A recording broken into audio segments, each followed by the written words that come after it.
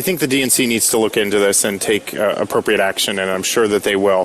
What's disturbing to us is that experts are telling us that Russian state actors broke into the DNC. The Russians have landed. This whole danged island's under attack by Russia. Stole these emails, and other experts are now saying that the Russians are releasing these emails for the purpose of actually helping Donald Trump. I don't think it's coincidental that these emails were released on the eve of our convention here. And that's disturbing. And I think we need to be concerned about that. I think we need to be concerned that we also saw last week at the Republican convention that Trump and his allies made changes to the Republican platform to make it more pro-Russian. The Russians have captured the airport. Yeah. And we saw him talking about how NATO shouldn't intervene to defend our Eastern European allies if they're attacked by Russia. So I think when you put all this together, it's a disturbing picture, and I think voters need to reflect on that. Listen, you guys, we've just got to get organized. For God's sake, we've got to get organized. What evidence is there that the Russians were behind this in terms of the hacking or in terms of the timing by WikiLeaks? Well, we need to let the experts speak on this. It's been reported on in the press that the hackers that got into the DNC are very likely to be working in coordination with Russia.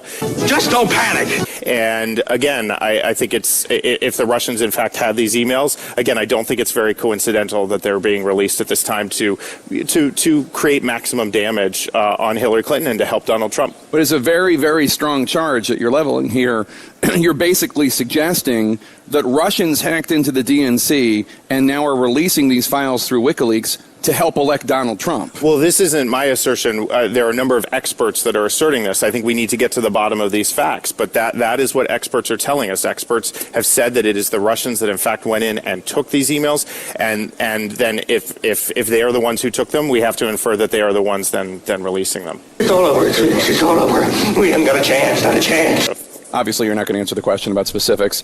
I don't have all the facts. The Russians are coming! The Russians! I've had it. Here we go again. In the words of Uncle Merle, yes, here we go again. I just want to tell you something, and this is really funny. That video that I made with Robbie Mook, and some of you guys are going, who the hell is Robbie Mook? Who's that guy? Robbie Mook was Hillary Clinton's campaign manager. Yeah, like 9 years ago? 8 years ago? 9 years ago? 8.5 years ago? When she was running against Donald Trump. And that was in 2016. And then the interspersing of the movie that you saw is an actual comedy flick called The Russians Are Coming. That movie was made in 1966. So let me just do the math here real quick. Some of you guys may do it faster than me, but that's a long time. How about we just say that? 50 years? 60 years? 60 years we have as an American population, in some regard, in some part of the population, have tried their darndest to make the boogeyman Russians. So much so that Hollywood made a laugher, a comedic film about it. Oh God, the Russians are coming. And somewhere, someone in deep recesses of politics said, that's a good idea. That's what we'll do. We'll keep talking about the Russians. Let me ask you a question. Those of you who might have been alive in 1966, maybe those of you who know some history, maybe think back to the Cuban Missile Crisis. With everything that's happened, terrorism in the Olympics, 9/11, everything, all the stuff that's happened, Martin Luther King being killed, RFK Jr. being killed, JFK being killed, all these different things. Have any of you guys seen Russians behind any of this stuff? Let me answer that for you. No, you haven't. But for some reason, they have continued to be the boogeyman. Why? Because Americans are soft. Americans are easy, and Americans need to have a boogeyman under the bed or in the closet, as it may be. You have to have the villain. In Hollywood, basically every single movie, there's a villain. Some of the villains might be funny, like Gru is one of my favorite guys in the Minions, but there always has to be a villain, an antagonist versus the protagonist. What you're seeing play out right now, I am going to prove to you tonight, is an illusion. It's a big movie, and it's a big movie to try and scare people, and it's working. It's working very, very well. But in order to understand how this movie is being played out, and the actors involved and everything, you have to, basically every movie you should be able to explain in one sentence. In business and in other things, entertainment, they call it, quote, the elevator pitch. Meaning, you're going to pitch me an idea, and you have as much time as it takes for that elevator to get to my office. Go ahead. Tell me the plot here. Well, here's the plot of this movie you're watching. There are nefarious sources, there are nefarious people within the United States government who would like to overthrow the United States government, and they're using Russia and Ukraine to effect their nefarious ends. That's the plot. That's the movie. Let's go ahead and roll it. Let's put the actors, let's cast them, let's write it out, let's film it, let's produce it, package it, and stick it out there for the American people to buy. Some people will hide under their bed because it's scary. It's like Jason. And other people will eat popcorn and laugh and go, the Russians are coming. Me? Russians are coming. I'm looking at this as a comedy. I don't lose any sleep over it. Not at all. The part I lose sleep over, well, no, I don't lose sleep over that either. But the part that bothers me is that too many people are being sucked into this. You go on X, I say, I didn't plan on doing a video today. I told Robin, let's go to the beach. Let's hang out. Let's have lunch. Let's go ahead and look at a cabana. Let's do what we need to do. Let's just chill. Let's take it. Let's call it a day. Because there's nothing to look at. Those of you who are wrapped up in this, ignore it. It is a play. It is a movie, and you are being sucked emotionally into it. And I know, I told SV, like, hey, get the band hammer ready. There's going to be a lot of freaked out people because that's what they condition you. First thing you have to think, has Russia bombed anything in America? Nope. Second thing you have to think, and you don't have to think, you have to know this. Is there any possibility at all that Ukraine could win this war without the United States? Nope. That's called a foregone conclusion, my friends. So if you know that Russia has never advanced on us, and you know that Ukraine could never win without American intervention, then you know this is all BS. It's fluff, and it's in the media, and it's trying to drum up people to say, hey, we got to go help Ukraine. Oh my God, the people in Ukraine. Meanwhile, there's people in North Carolina who are living in tents. There's people in California who are looking at dirt and ashes. There's people in Maui who, at this point, it's just grass. It's burned down, it was ashes, it's been graded, and now it's just grass. And there's people in every inner city right now who have no food. There are people in every city and inner city who are getting shot, who are being stolen from. There are people on the border, even though the numbers have dropped precipitously, are still trying to barge their way in the United States. There is government corruption, theft, fraud, and waste on an epic scale. But they want you to worry about Ukraine. And the only people worrying about Ukraine are the people who wouldn't have voted for Trump anyway. This is just their next sign to carry. They don't care about Ukraine. This is all about get Trump. And the rest of them, it's about get America.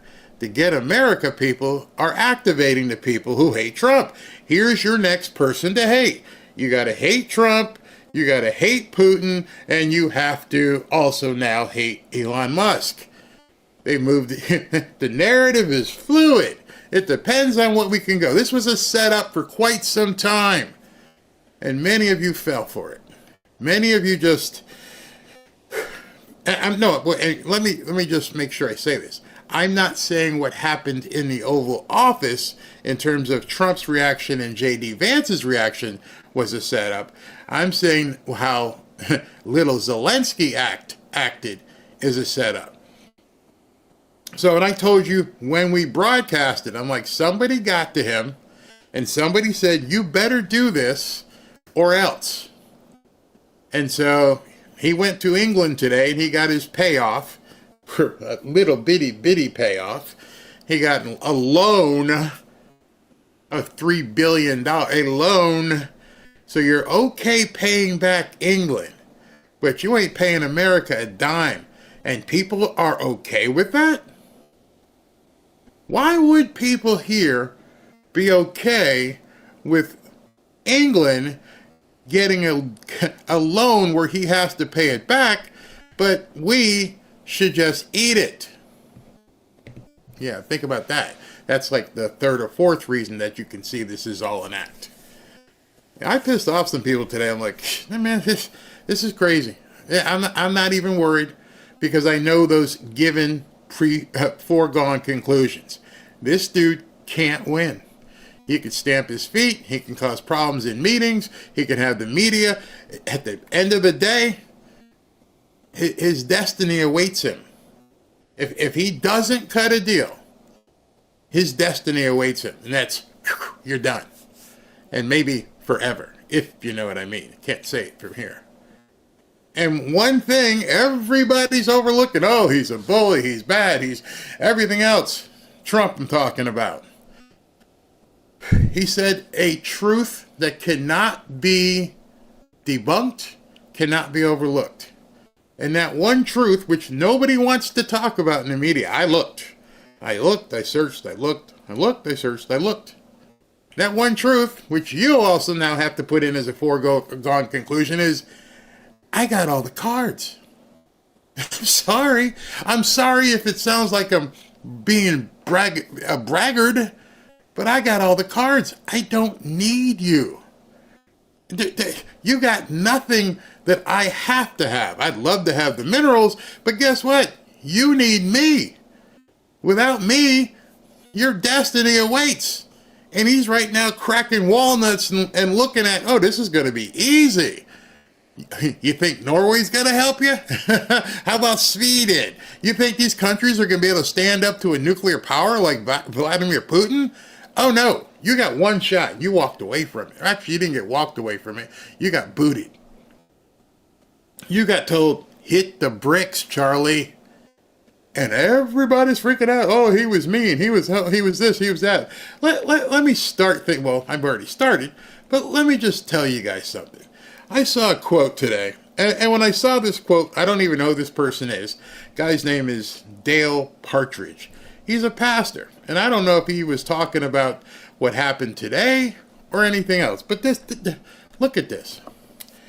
Masculinity always feels mean to those who have been surrounded by effeminate men. You see, where I come from, having played ball and been around a lot of, cutthroat business people, you don't survive if you're a soy boy. I'm sorry, you just don't make it. When everyone was talking about what Trump said on the Access Hollywood tape, and they were like, he was talking about women a certain way, and I'm like, yeah, what's your point? Well, it was disgusting how he was talking about women and my fifis. Dude, you've never been in a locker room. You've never been when I was in high school, My high school coach called us all in. We thought we were having a big meeting and stuff. And here we are, a bunch of 15, 16, 17-year-old knuckleheads, right? And he goes, this year, before we start, I want to lay some ground rules. And he lit into us like he was George Carlin. He goes, I don't want to hear from now until Thanksgiving, which was the last game of the season. I don't want to hear blank, did he blank, did he blank, did he blank, did he blank. And he read off like 20 of the most vile swear words I've ever heard. But I had heard them a lot because it was being said in the locker room and out in practice and everything else. And we went to a Catholic school. We went to a Catholic prep school. And he's like, I don't want to hear this. If you do this, you're off the team. Oh my gosh, we're going to have to change our vocabulary in here. Oh boy. And then he looks over at one of our captains and goes, did I forget any? Okay. He goes, after practice, whatever you guys do, what you do, but we can't have that here. We are a Catholic school. People got their eyeballs on us, and y'all out here acting like, you're sailors on leave. All right, we'll be good. Masculinity always feels mean to those who have been surrounded by effeminate men. That should be a billboard. Because everything they've tried to do for quite some time is to reduce the testosterone that's shown in public. And what happened in that Oval Office was something that is normally done behind closed doors, which if there's anything you can say, you know what, maybe this should have been done behind closed doors. But then what you would have had to have done is cut the cameras. I got to talk to this dude. See, maybe that's why they don't do everything live all the time, but it was too late. The cameras are rolling. And you stepped to me. And you challenged me, i.e. Donald Trump and J.D. Vance. And any man watching this video knows, if you cross the line, you better expect to be put down. And what happened was there's a lot of people who got a lot of fifis who were like, oh my goodness. And it was all fake because we all know how real men talk. We all know how real women talk. I've been married for 30-something years. And my beautiful, awesome wife has told me more than one time the what for, if you know what I mean, gentlemen, and you know exactly what I mean. You're like, oh. Hey, sorry, baby. I shouldn't have went there, huh? Whew, y'all know exactly what I'm talking about. So what you saw on display was a man and another man who just, they had to respond. Notice in that picture, as you scan the room when they were showing it, there were other men there. And there were some other men that were kind of like sinking. Look at the picture and video of Marco Rubio. Marco Rubio kind of slouched, his shoulders got up, and he just sat down and was quiet because he wasn't alpha in that room. And I think people got upset because they saw two alphas. Oh, they ganged up on them, they ambushed them. Oh no, you saw two alphas ready to rip somebody's face off. Doesn't offend me. That's our house. The White House. You came into the Oval Office and you took on the President of the United States. And you're telling me you have people in the media and people on X saying, oh, he was a bully. That's where I want my president to be, in the Oval Office. That's what I want to have in the Oval Office. I want somebody I know has got my back so well, he's not going to take any shit behind the scenes or in front of the scenes. Every single woman watching this video right now, if somebody came up to you, or you're walking by with your husband, and they spit in your face, what do you expect the man holding your arm to do? Oh, honey, that's okay. It'll come off. Don't worry. He didn't mean it. Yeah, I can't respond. I got to turn the other cheek. He spit on me too. We'll be okay. Let's get to the car. Yeah, right. Hell no. Let's go. Let's go. And suddenly, like, well, Barry, that's just a drastic example. No, it's not. These people were talking about war. They're talking about dead bodies. People, lots of dead bodies. They're talking about billions and billions of dollars. That is a spit in the face level type thing right there. And people got offended. Oh my goodness. Ooh, that's scary. I'll tell you. I'll tell you firsthand, honesty. There have been times when my wife has seen me react and it has scared her. And I'm like, afterwards, honey, you okay? She goes, what I saw come out of you, thank you, but it scared me. I went, oh, honey, don't worry about it. I'm okay, but that's the switch. When that switch goes, you remember the movie, what was it, 40-Year-Old Virgin? Here now. If you guys remember that scene, you remember what the word he said, I'm here now. You want it? I'm here. And that's what you saw in the White House. So if that's not what you wanted, you voted for the wrong person. That's the other foregone conclusion that they're trying to convince you away from. That's the guy who got shot in the head and stood up and said, fight. And everybody's like, oh yeah, that's it. That's it. Check me off. I'm done. I'm voting for him. He showed me what he's all about. That was July 13th. Did you forget? Did you forget in a short period of time that this man got shot in the head and stood up and said, fight? Many of us didn't. We're like, you saw the song, F-A-F-O. You F-A'd and you F-O'd. So don't tell me he went too hard. He wasn't being diplomatic. The man got shot at. And the other one came right to his rescue. He's like, I ain't no Mike Pence. That's my man right here, okay? And so you what's a song by Kenny Chesney? Boys of Summer. You come for one, you come for all. Man, I love that song. I love the opening. Man, it made me cry when Sean Payton's opening monologue. He's talking to the kids in the locker room. And then I heard that chorus. I'm like, what? You come for one, you come for all. You're going to get us all. I want that bravado in the White House. I want someone to go, ooh, yeah, it's Neanderthal. I want that.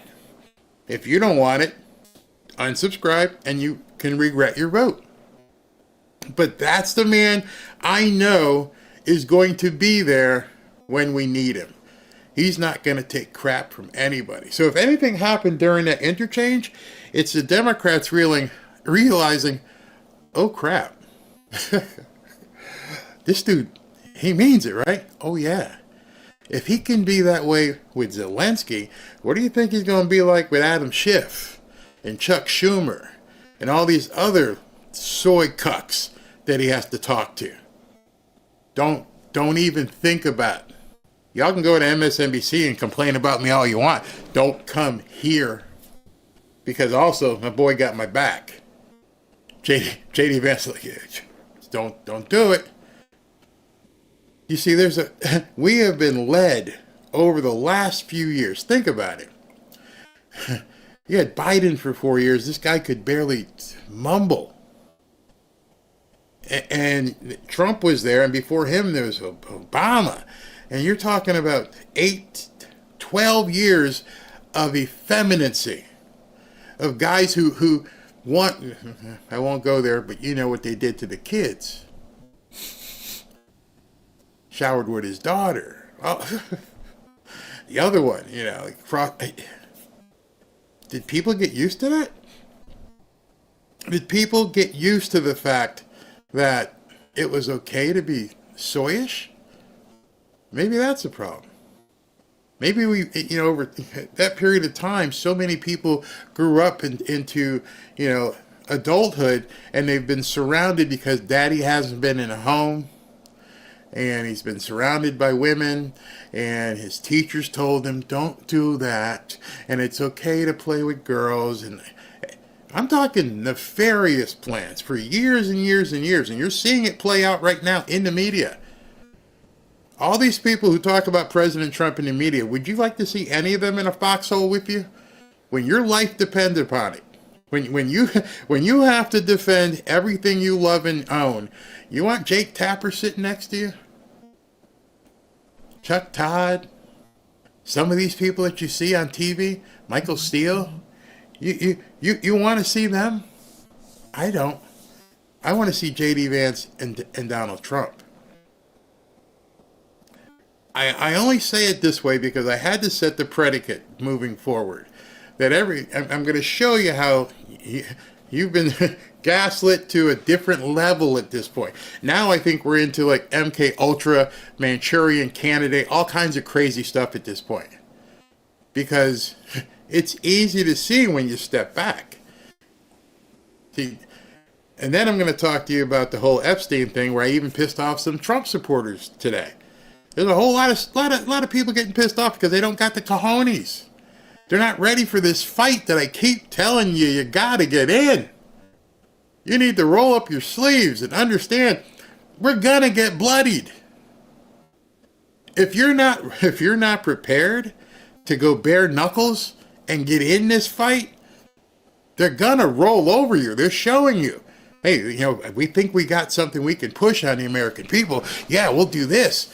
And big bad Putin, the big mean guy, be afraid, be really afraid. No, I'm afraid of y'all. Actually, I ain't afraid of them, but you know what I mean. It's the enemy within that's the threat. Who told us that? Oh, President Trump. Did you forget? That's who's causing the problem. I just showed you a video from 2016. 2016. Where they were talking about the Russians back then. They keep falling on the same thing, keep running the same playbook, and unfortunately for people like me, and if you played ball, you can read what the offense is going to do. Man, they're going to run this same play, right? It's 3rd and 3. They're going to run this. But these people ain't Philadelphia Eagles. They don't have the tush push. They ain't going to just roll over you. But you're going to fall for it if you don't know. Oh, they're back to the Russian thing now, right? Yeah. What about the Nazis and deplorable? Oh, we're going back with the Russian thing right now. Vladimir Putin. Think of the foregone conclusions. Just remember those foregone conclusions. The biggest one is they can't do anything without us. So however you want to do, come crawling back. That's the number one thing. If you took anything out of that meeting, it's like, he'll be back if they want him back. See, at this point, you might end up being hamburger for Mr. Putin. And don't blame it on us, because you came here and showed your ass, and we had to show you the door. And then there was a whole lot of stuff behind the scenes that the media doesn't want to talk about. All right, so let's continue with this before I piss off too many more of you, okay? Okay. What we just witnessed between Donald Trump, J.D. Vance, and President Zelensky inside the White House was an ambush. It was a planned ambush designed to embarrass President Zelensky in order to benefit Vladimir Putin. What a complete and utter mess. And this is a gift to Putin. We don't gain anything by acting like bullies. And this is what bullies do. And just because you act this way, by the way, it doesn't mean that you're tough. The President of the United States is a coward who is Vladimir Putin's puppet. And the Vice President of the United States is a pogue and a coward who is Donald Trump's puppet. Do you think for an instant that any of these idiots would actually say this to Donald Trump's face? Of course not. They can't even stand up to other influencers who are sticking microphones in their faces when they catch them outside the Capitol. Oh, they gotta run. Hey, did you really mean that Donald Trump is a wuss? Coward? Nothing, Congressman? You got nothing to say? Oh, you're gonna run to the car. Okay, gotcha. Remember that. And so what we just witnessed was a meeting in the Oval Office between two cowardly puppets and a hero. They come in the air hours after an Oval Office ambush of an American ally that will reverberate all around the world and stain America's image for years to come. Whoa. this may reverberate around the world and may stain the image for years to come. So let me just stop you, Nicole. I want it to reverberate around the world. That's where y'all messed up. We need it to reverberate around the world. You see, even when they're talking and they're trying to be negative, they're actually underscoring what we need. We need all of you to understand this man ain't taking any shit, excuse my language. I want every single world leader, including Putin and the little rocket man over in NATO. I want them all to know, hey man, this guy ain't playing. So the reverberation is exactly what we want. They don't even understand that. You see, they've been so coddled by the oatmeal eating president we had and the cackling dummy that was vice president that she doesn't know this is exactly what we want. I want people to know you can't mess with me. That's what Donald Trump he just did. The dude got shot in the head. Fight, fight, fight. Don't F-A and F-O. I know when you have an alarm on your house, what do you put? You put the placard, hey, I'm protected by ADT. Because I want you to know, don't come in here. Or better, you may have a placard that says, hey, I'm protected by S&W, Smith & Wesson. Why? Because you're telling people, don't come in here. I'm letting you know.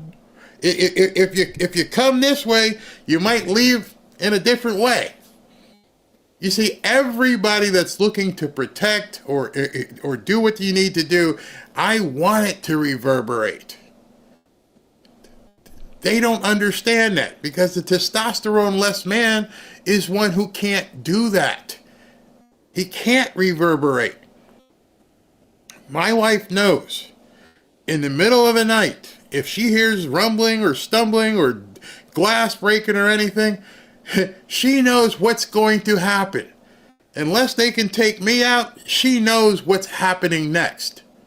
I remember, I don't know, maybe 18 years ago, we were in Fort Lauderdale, and we're all sleeping. It was 3 o'clock in the morning or so, and the alarm goes off, which the alarm shouldn't be going off at 3:30 in the morning.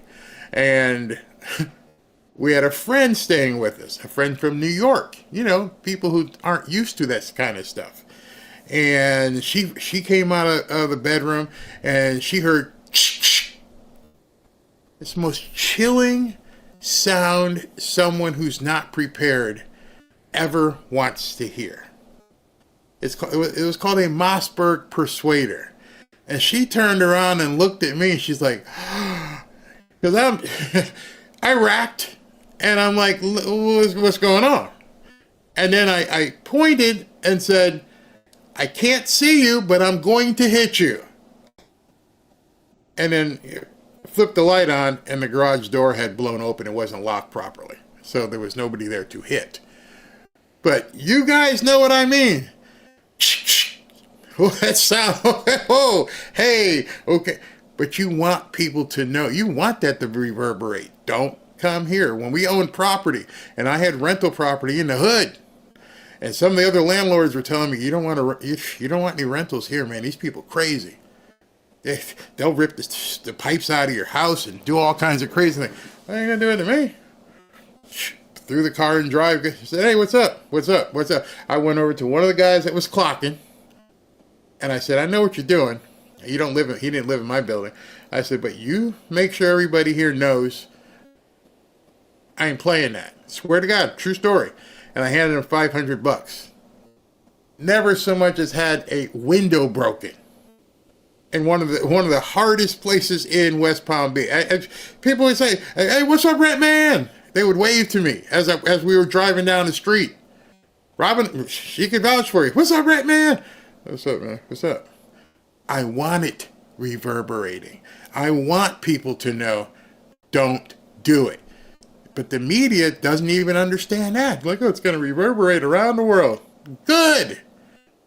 You want it reverberating. You want people to know that the man who got shot in his head on July 13 raised his hand, said, fight, fight, fight, and he means it. So sick of these people. It revealed instead of Donald Trump and a J.D. Vance clearly on an errand for Vladimir Putin. They are popping the champagne in Moscow. They've got their best vodka out, and they're doing shots as we speak. There's no question. That's exactly the same thought that went through my head. The propaganda is what... So, if you believe that, if you believe Vladimir Putin had some vodka and he was drinking it because of exactly what he saw, then you better call Zelensky, not Trump. Don't be mad at Trump. If Vladimir Putin is needing extra napkins right now and is indeed drinking chilled vodka, got the Smirnoff or the Pop-Off, whatever, just flowing, you're talking about the wrong guy. You should fly over and, hey, dude, you need to come back here right now. We just heard that Vlad's popping popcorn and he's having parties and dancing and everything. And who do you think he's dancing about? Again, CNN, let me ask you a question. If he was popping popcorn and drinking, do you think he was celebrating how he was going to do something to America? Or was he thinking he was going to do something to Zelensky and Ukraine? And if that's the case, shouldn't you be telling the little man to get his butt back to Washington? It's not Trump. You're trying to make this story about it being negative to Trump. Oh my God, Putin's going to have his way with him. If I knew that my destiny and fate is now, as soon as I fly back, I'm in deep trouble, maybe I need to do a U-turn. Maybe I need to know, hey, can you really help me? Because I can't go back there. This dude's drinking vodka. He's partying. I'm seeing videos of him. They don't get it. It's coming out of J.D. Vance's mouth, and it's Russian propaganda. Caitlin, I want to start with, look at her face. I mean, Christiane.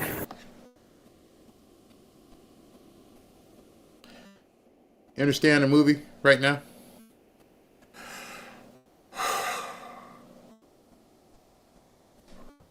Who does that? Who does that? Who falls for that? Hold that thought for once. Okay, actually, Christiane, please take it away. Never in the history of modern diplomacy, war, peace, whatever, have I ever seen anything like that. We have never... Do you know why you've never seen anything like this? Well, I mean, you can go back, as I said, and go through presidencies because they weren't Donald Trump. I mean, Reagan might have had some things to say if it was that blatant. But you guys are surprised. Never, ever. I never. Oh, my virgin ears. I cannot believe what I saw. Never seen anything quite like what happened at the White House today. Today, Donald Trump irreparably destroyed the 80-year-old post-World War II international order. An Oval Office ambush of an American ally that will reverberate all around the world and stain America's image for years to come. It was a truly historic moment, not in the good way. One that I fear realigned the world order, upending the only foreign policy consensus that most living Americans and Europeans have ever known. He's referring to NATO. Something that, what has Trump said? You people aren't paying the bills. I think I have something here by Mike Lee that I can show you. Okay, let's talk about what Mike Lee put here. Our NATO friends have a short memory. This is the NATO spending, $1.3 trillion. And,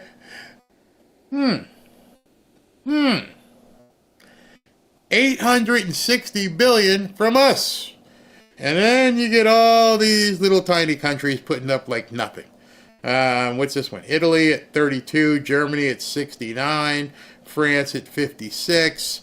I can't even see. Poland at 30, Romania, Croatia, Finland comes in with like 7 billion. Hungary has a whopping 5 or 6. Canada has 29. Really interesting. And we have 860 billion. So pull back, look at this from a 30,000 foot view. Who needs who? What needs to be realigned? Because let's say this map is cut off and these people all have to defend themselves and, align themselves with Zelensky. I want you to tell me how those countries that you're seeing right there are going to defend themselves against an angry Vladimir Putin without the United States. And furthermore, at the same time as you're pondering that, you have to think to yourself, you couldn't even defend your own countries. Barry, what do you mean by that? You know how many newcomers invaded these countries and are now just basically running them? You know what's going on in Londonistan? Starmer thinks he runs a country, but go into London, see what you see. Go to France. There's no-go zones. You couldn't even protect your own people. Is Spain on here? Where's Spain? I can't even put... Where's Spain? I'm looking to see if Spain's on there. Oh, there's Spain, 19.28. They couldn't protect their own people.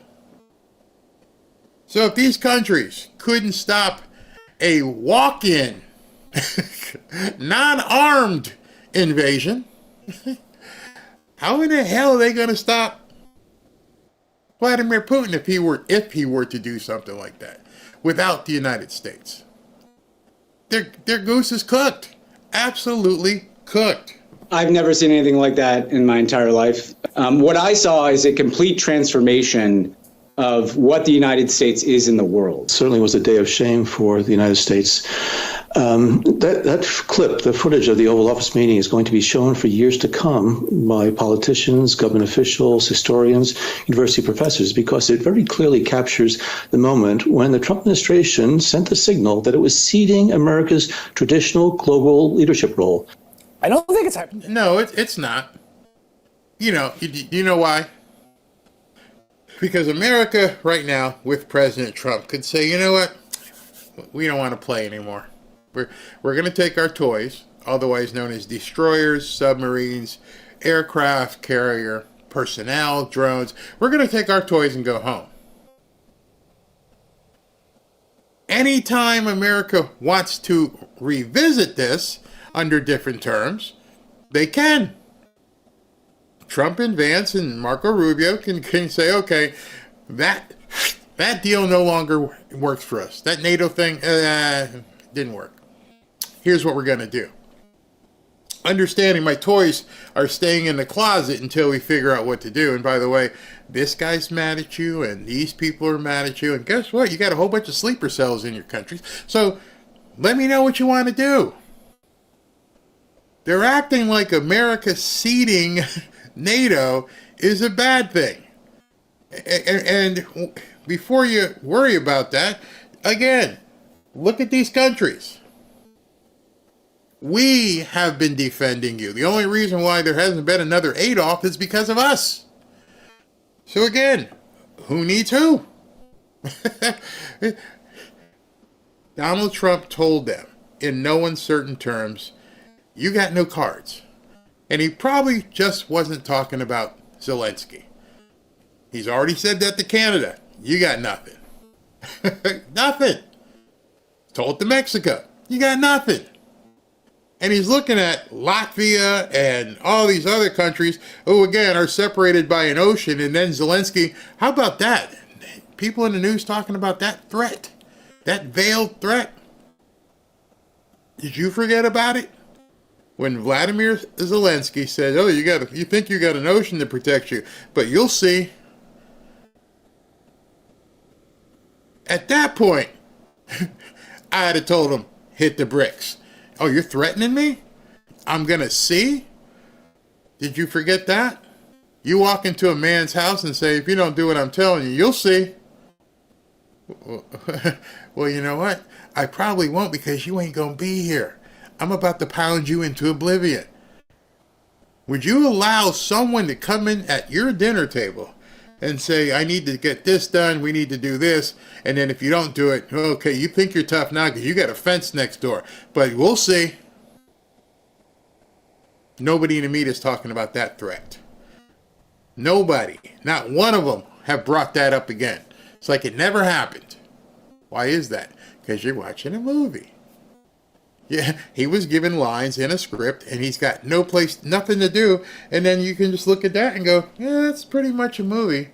I'm looking at 1, 2, 3, 4, 5, 6, 7, 8, 9, 10, about 14, 15 countries that together couldn't effectualize an offense against the United States. None of them. None of them. What's Belgium gonna do? What's Denmark gonna do? Barry, you do sound like a bully. Well, maybe it's okay to be a bully.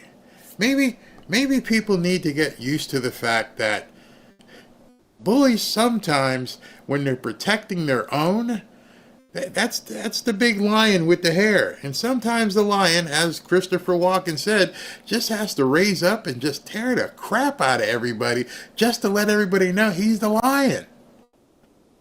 I don't have to be a bully. I don't want to be a bully. I don't want to snap at you and rip your face off. But you need to know I'm capable of doing so. I want you. I need you to have fear of me. Doesn't mean I'll ever do anything. Doesn't mean I'll ever lash out at you. But you need to know, respect me. Because like a lion, I'm the king of the jungle right now. And pretty much that's what Trump was saying. You got no cards. You're nothing without us. Because at that point he needed some real talk. And I guarantee you Trump wasn't just talking to Zelensky. If you read his books, the man knows what he's saying, knows what he's doing, and he was directing comments at a lot of people. Verbally say we as a country have never quite seen anything like this particularly appalling spectacle before. This was an absolute disgrace, and it will remain a disgrace in American history for many years to come. And it was obviously deliberate. It was obviously planned. This was not something that was spontaneous. It's not something that grew out of what Zelensky said, rather modestly explaining what had happened in the last few years. This was a mugging. This will have massive consequences for global politics for decades to come. The American-European alliance is effectively over. Okay. The declaratory statements that these people make, the shining statements, and the guy before Chris Hayes, you know, it's planned, it was ambushed. Well, you're right, it was. But still, the declaratory statement of, you know, what we used to know is over. Yeah, a lot of us have been realizing that. A lot of us who thought that the America we grew up in, oh yeah, we had to get used to the fact that it no longer exists. That Marxists have invaded our country. They tell us what words we can and can't say. It's irreparable. Unless they decide to change, we can't say certain words. I can't show you certain videos. That's not the America I grew up in. When I grew up in America, I didn't put on a helmet and go play against girls. But that's now the America we live in. Or the America I grew up in, which was a fantastic America, didn't have inseminated parents, or whatever they want to call it. They had a mom and a dad. That's gone. Do I need to go on and on? Because it's okay that you've basically turned our world upside down and have no problem with it. Oh, we call it progress. You know, we're moving forward. We have DEI, and this is a... So you're acknowledging, in all the fights that you guys are having, that it's okay to disrupt America. We're supposed to accept it. Deal with it. 4 or 5 months a year with some parade or something else happening. We're supposed to just accept it. That's not the world I grew up in. That's not the America I knew. But now it's been irreparably changed. Hopefully not irreparably, but it's been changed. But we're America, so it's okay. Because that's what we want to do to you people. We want you to submit to what we want. You'll do anything to force DEI and inseminated persons and all this kind of stuff down our throat. You want to be able to, romp with each other and make videos of it in the Senate. You want to do all that. It's fine. It's okay. Not in America I grew up in. No, it wasn't okay. But what you want to do is tell other people, don't worry, all we're going to do is keep paying you and making sure the boogeyman doesn't hurt you. Well, what if we're the boogeyman? Oh, yeah. What if we're the boogeyman for these other countries? What if you need to know, don't F around with America? That's why things are changed, as these people are saying. The people woke up in these countries on that globe and went, whoa, this dude means business. He threw this guy out. Get out. Don't come back here. I don't even know if I want to see you anymore. Maybe they need to get used to a change. And then you in the media, he sued, CBS for $50 billion and this person for $20 billion. And it's a whole different thing. We're trying to recapture America. We don't want the crap that you people want. And we do want them on guard. We do want them to understand that there's a new sheriff in town and he's not taking your crap anymore. And all the stuff that you guys have done around the world with your color revolutions and everything else to try and basically paint America into a corner, now you're going to have to regroup. Because this president and his vice president have told you in no uncertain terms, bugger off. It ain't happening here. And that's why these people are shocked. But the one guy who was talking before, Chris Hayes, after this from Lear Capital, I'm going to tell you why he was absolutely true. He spoke the truth. It was all planned. It was an ambush, but not the one he thinks. And as I play this from Lear Capital, understand things are starting to appear to you where you might want to, in addition to get ready to fight, make sure you're prepared. As you know, President Trump has assembled the Avengers to make America great again. And of course, we're all excited and ready to see them get to work. But with everything we're seeing right now, don't take your eye off the ball. Things could get much worse before they get better. With the possibility of World War III still looming, and with the Democrats doing everything they can to impede Trump, you still need to keep your guard up and your money protected. Oh, and our national debt is still massively increasing. Don't get me wrong, I have high hopes for Trump's America, but I also have a family to look out for. You see, Trump and the Avengers have quite the uphill battle ahead. That's why I'm making sure I'm protected, and I'm recommending that you do the same. One way to be protected is by diversifying your portfolio. That's why on this channel I've been happy to partner with Lear Capital. As you know, I've been involved in real estate for quite some time. And although I dabbled in gold and silver, Kevin and his staff at Lear have helped to educate me even further, especially in regards to silver. Give Lear a call today and they'll show you how easy it is to move some of your savings or your retirement account into gold and silver. Gold and silver have been proven to hold value and protect wealth for the long term. Call Lear today at 800-601-5430 or go to learberry.com to get your free gold and silver wealth protection guides. There's no obligation, just free information. Many of you have seen my interviews with Lear founder Kevin Demerit, and I can tell you this company is solid and likes to educate their customers. Just so you know, Lear has over 27 years of experience, thousands of 5-star reviews, and over $3 billion in trusted transactions, and is the only company with a 24-hour risk-free purchase. You don't pay unless you're 100% satisfied. So call 800-601-5430 or go to learberry.com.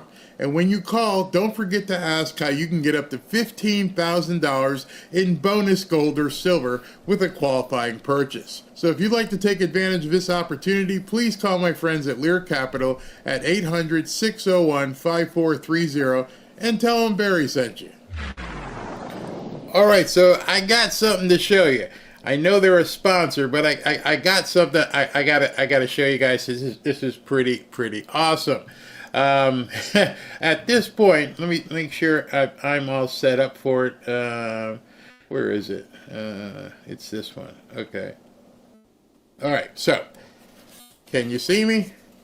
This is the Trump knives. The red Trump knives.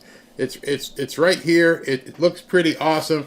I want you guys to see this when I open it up. All right. So, check this out. It says Trump combat knives, the red knives, right?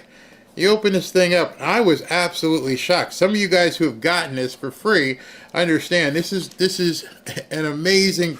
I mean, it's got some weight to it. Ooh, buddy. There it is. The Trump. Can you see it? The Trump knife. It's pretty awesome. It opens up, and this isn't for kids. This isn't for kids. This thing has got some weight to it. I love it. I absolutely love it. We got this, and you know, I've been telling you guys about this for quite some time. It's amazing, sharp as all can be. It's incredible. So, with Trump finally back in office and things hopefully only getting better from here, as a celebration, Patriot Addict is sending our free Trump red knives to people who voted for Trump.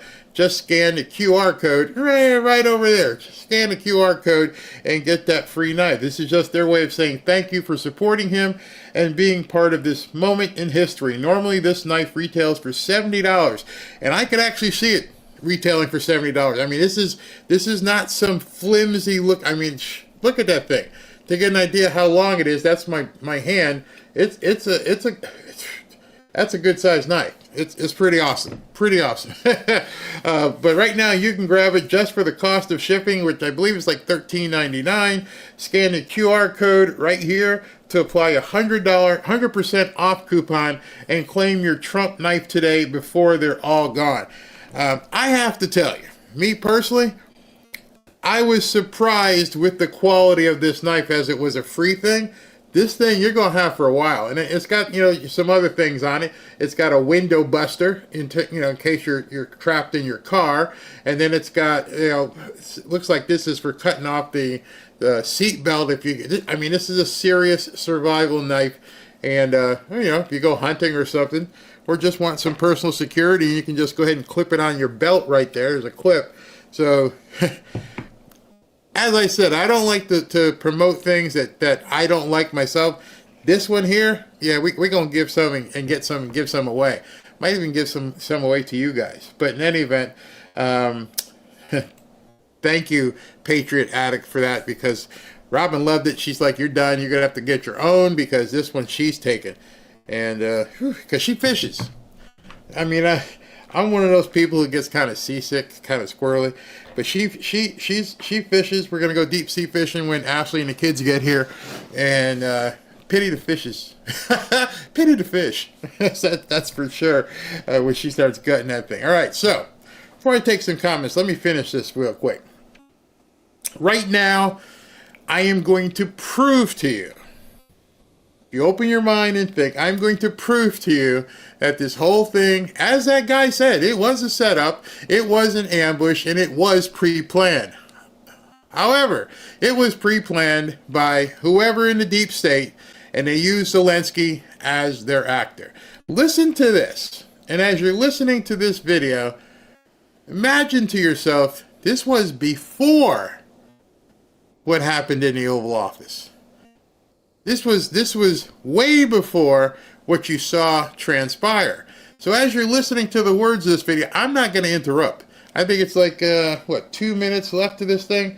And in the 2 minutes that you're going to hear this, you actually 1 minute and 31. Tell me if this person doesn't specifically tell you and foretell what happens in the Oval Office. Well, there's a meeting in the White House of the leader of the free world, and Donald Trump is also going to be there because, sadly, he's not the leader of the free world. The administration is turning American foreign policy into a kind of protection racket. So I'm deeply concerned about this, and the fact that in the run-up to this meeting, the administration has so badly betrayed our Ukraine ally and our NATO allies, blaming Ukraine for the war, calling Zelensky a dictator, and then demanding mineral rights to not even provide a security guarantee, but essentially to maintain good favor with the president. And I just have never felt such shame about American policy before. And I don't know how our allies trust us after this. In terms of what I can hope for out of this meeting, I can only hope the president doesn't betray our ideals more than he has already, that Ukraine isn't forced to give up something for nothing, that nothing the president says or does in this meeting is going to further undermine Ukraine's position in any negotiation that goes on. I have to think that Zelensky is coming to this meeting in an effort to try to right the relationship and by trying to give up something for the goodwill of the president, because it certainly doesn't appear like he's getting much in this deal by way of a real security guarantee. So, Senator. All right, so Pencil Neck there, as you heard him say, Pencil Neck had a few things he wanted to talk about. He said President Trump's not the leader. Basically, Zelensky is. He's no longer the leader of the free world. Okay. He says that President Trump is going to try and extort Zelensky. Okay. He's going to try and get mineral rights as a part of that extortion. Okay. He is looking for him to do and garner good favor. All of the stuff that he said. And then he said Zelensky's going to turn around and he's going to try and get security guarantees. Everything he said transpired in that meeting. So then when you rewind and say, how did Adam Schiff know what Zelensky and how Trump was going to react? He goes, I hope he doesn't do this. Well, you're telling me you hoped he did. You're hoping he would explode. And you're hoping that, Zelensky gets something out of this. Well, that wasn't the deal. The deal we cut was, and Marco Rubio, and you're going to hear from some of the other people, the deal was you don't get a security guarantee. It was already done. So if the deal, when he took off from Ukraine, coming to the United States, was you are going to sign the mineral rights, you've agreed to it already, and you already know there's no security guarantee. What was Adam Schiff talking about? The deal was already done. I hope he's able to get a security guarantee. I hope he's not extorted for protection. But you already knew what the deal was. They announced it. You knew this guy was coming here and was basically dropping his pants and saying, yes, President Trump, tell me what you need.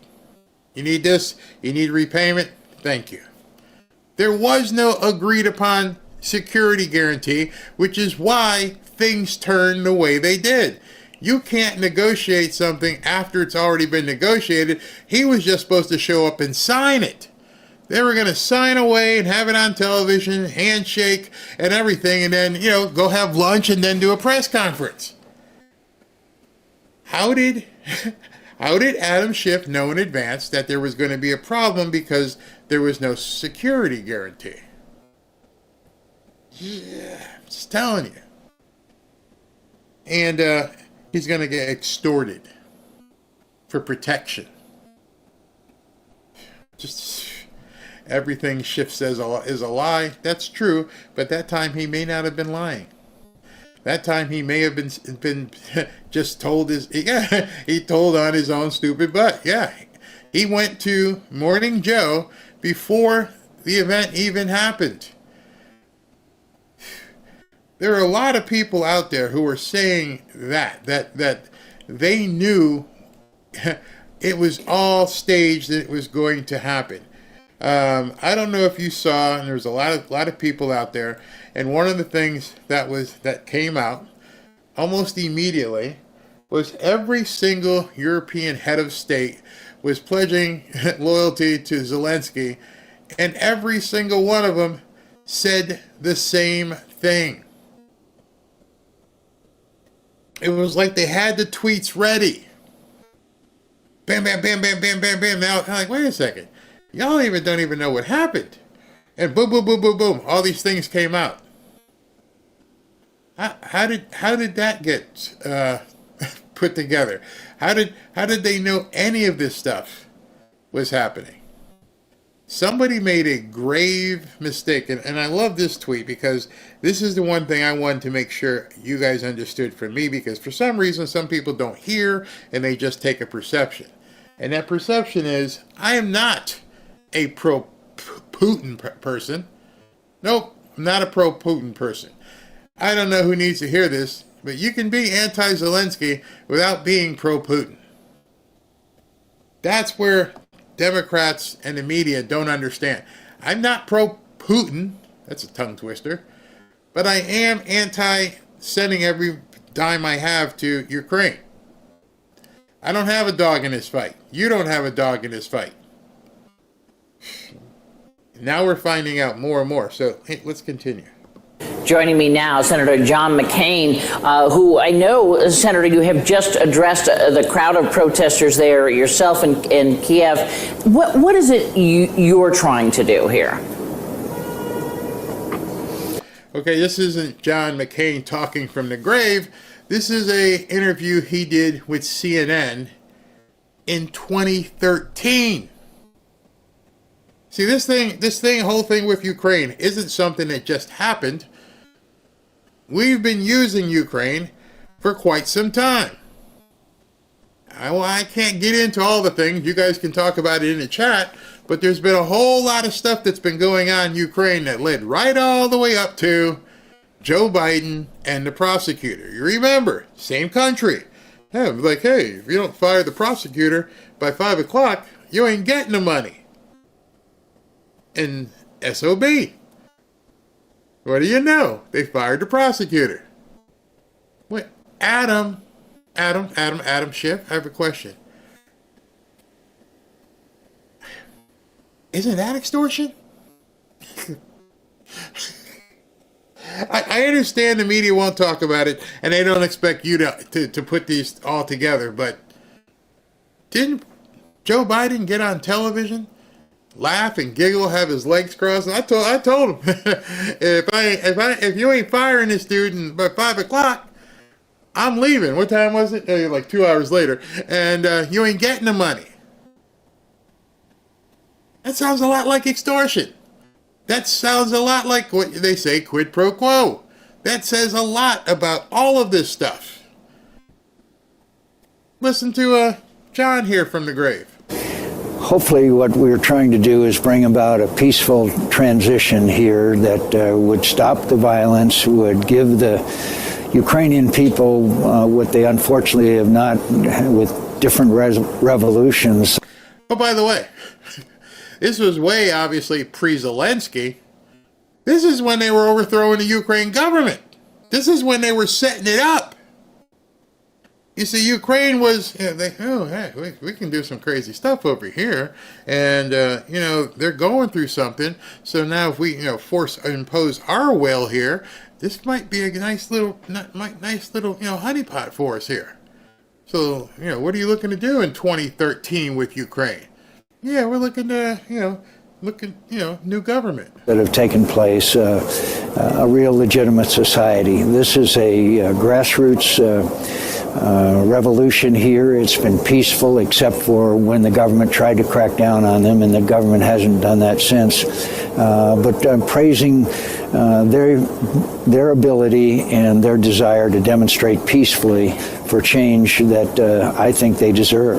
Let me ask you this about the U.S. role. I know that you have wanted the administration perhaps to consider sanctions, something to help boost the anti-government protesters.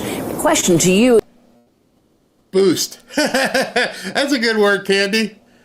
We need the administration to do something to, boost the protest, the anti-government protesters. We need to boost them. What? Why were we boosting anti-government protesters halfway around the world in 2013? Same country. Why were we having to boost the anti-government protesters? Think about that. While we're trying to work on so many things with the Russians, for instance, with Iran and in Syria, is this really a good time for the U.S. to be taking on Russia? Well, I don't think that we would be taking on Russia. And by the way, I am very pleased with Secretary Kerry's statement, our Deputy Secretary. Russia? 2013. Well, I don't think we're going to be taking on Russia. We're going to be negotiating with them. I thought you couldn't negotiate with Putin. But in 2013, you needed him. Secretary Victoria Nuland, who was here. Wait. Who? Victoria Nuland. From the grave. You just heard him. We're going to boost the anti-government protesters. We're going to try and negotiate with Putin. And we got Victoria Nuland here, who's going to be doing some things. Remember that name, Victoria Nuland. If you don't know it, look it up. These people love the United States of America. They love freedom. And I don't think you could view this as anything but our traditional support for people who want a free and democratic society. We're not talking about military action. We're not talking about blockades. We are talking about the possibility of sanctions if they continue to brutally repress their people. That would require some action on our part, just because that's what the United States of America is all about. What we're seeing in... Okay, so you guys know what the term conscription is? Back in the day, they used to do this in England. Robin showed me some old movies, I guess Mutiny on the Bounty and some other things, where, they were called press gangs. And a press gang would be like, hey, we need some people to swab the deck. We need some extra soldiers. We need some people to row the boat. Well, we don't have anybody. Okay, so what we need to do, go into bars and restaurants and stuff and little pubs and grab their asses and put them on a boat. We're going to press them into service. Conscription, sort of like the same thing. Hey, snatch them off the street if you have to. By the way, there's some videos with some conscription happening in Ukraine. Literally. Snatching people off the street. Go fight. That's so anti-democratic, I don't even know what to say. Let's see. You're fighting for democracy with a guy who you're mad that Trump called a dictator who canceled elections. What do you call somebody who cancels elections and names himself, the president for the foreseeable future? That would be a dictator, but you don't want people hearing that. You don't want people to know that. Why? Because it's all an act. And so Senator Mike Lee said something. Remember the name. Why would these Obama loyalists... Oh, hold on. Guess who was president in 2013? Barack Obama. Okay, so why would these Obama loyalists want Zelensky to scuttle the deal he'd been discussing with Trump? Rumor has it that traitors Anthony Blinken, oh, there's that name, Victoria Nuland, Susan Rice, and Alexander Vindman advised Zelensky to stand tall in his meeting with Trump. If true, they are acting as foreign agents violating the Logan Act. And there's Susan Rice, Vindman, Victoria Nuland, who McCain just mentioned, and then, of course, Anthony Blinken. Victoria Nuland, who has worked with the Obama department for a long time, even back in 2013, you just heard John McCain say, oh, Victoria Nuland's here, she's going to take care of some things. So she turns this guy into a dictator. because that's what you have to call someone who doesn't allow other people to vote. We're not going to have voting here. Does the media talk about that? No. What else did Victoria Nuland set up in Ukraine? Do you remember some of the things, the interchanges she had? Some of which I can't say here. And I'm going to play something by a guy that I hope to have on the show on Tuesday. And he's going to enlighten you as to what Victoria Nuland set up in Ukraine.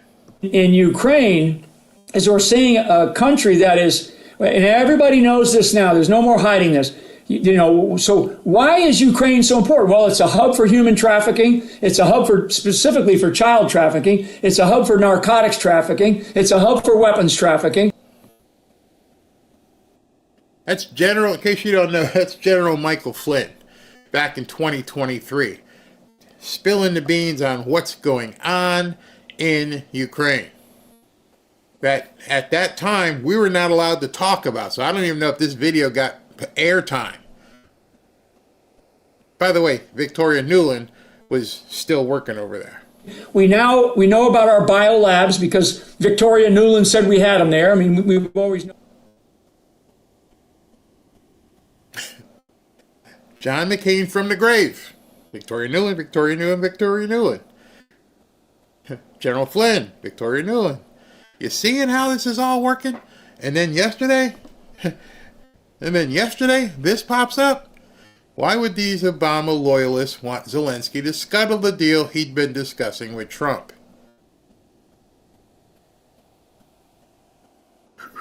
The curtain's up.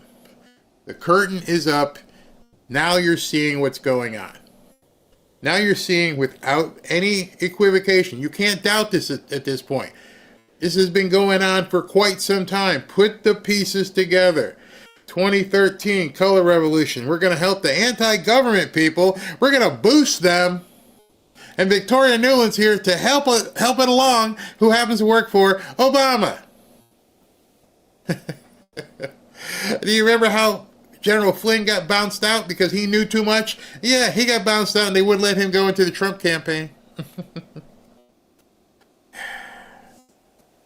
Movie. On that, but that's stated now publicly, and there's a lot of money just flowing into this this country, and you say to yourself, where is this money going? And is it money laundering? Is it money laundering? I mean, money law, you name it. Just this week, and it may not have come up on your screen, but I know you pay attention a lot. I mean, there's a couple of people. I think one of them is like somebody in the Ministry of Defense there, and it might be the Minister of Defense or maybe somebody in his orbit. They're buying these gigantic homes for, millions and millions of dollars. And you say to yourself, how is this the case?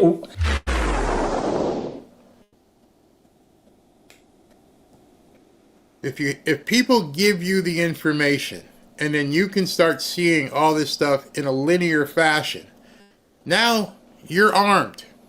Now you can start digging. And again, Nuland at 2013 is helping to boost the anti-government protest in Ukraine. Nuland opens up all that other stuff that General Flynn was talking about to make it the hotbed for all the illicit activity. All under the auspices, supposedly, of President Obama.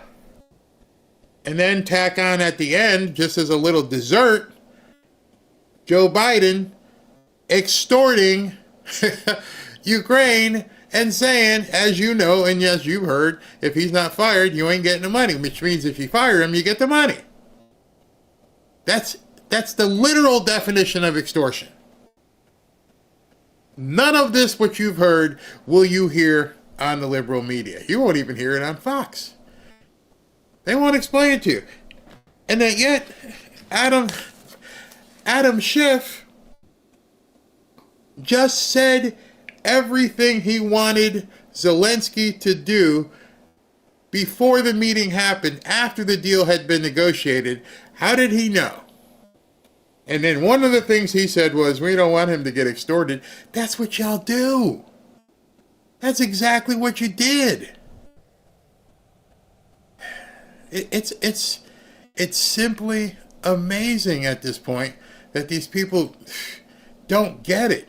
want to show you this real quick. You guys know who Frank Luntz is. Frank Luntz is, pollster, no friend to Donald Trump, and he put up a post, poll 1 of 2. After yesterday's White House meeting, who are you angrier against? 160,000 people said, and let's click the button, voted, and said, bam! I clicked Trump just to see if I could, push it to make them mad at Trump. Nope, 90%. Because I didn't want you to think I was padding it, so I voted against Trump. And 90% of people said, no, we're most angry at Zelensky. Dude, that was your own poll.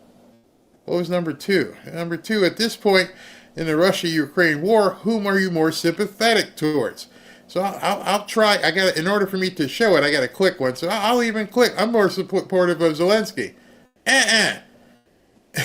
42,000 people, and it's 50% are for Putin. You're seeing a show. I'm telling you, the American people do not want to have anything to do with Zelensky. No, we don't. Sorry, too bad. we gave it the office. We're done. Somebody said here, Newland's, where was that? Newland's husband is Robert Kagan. Why do all these rabbit holes lead? No, I don't want to say that.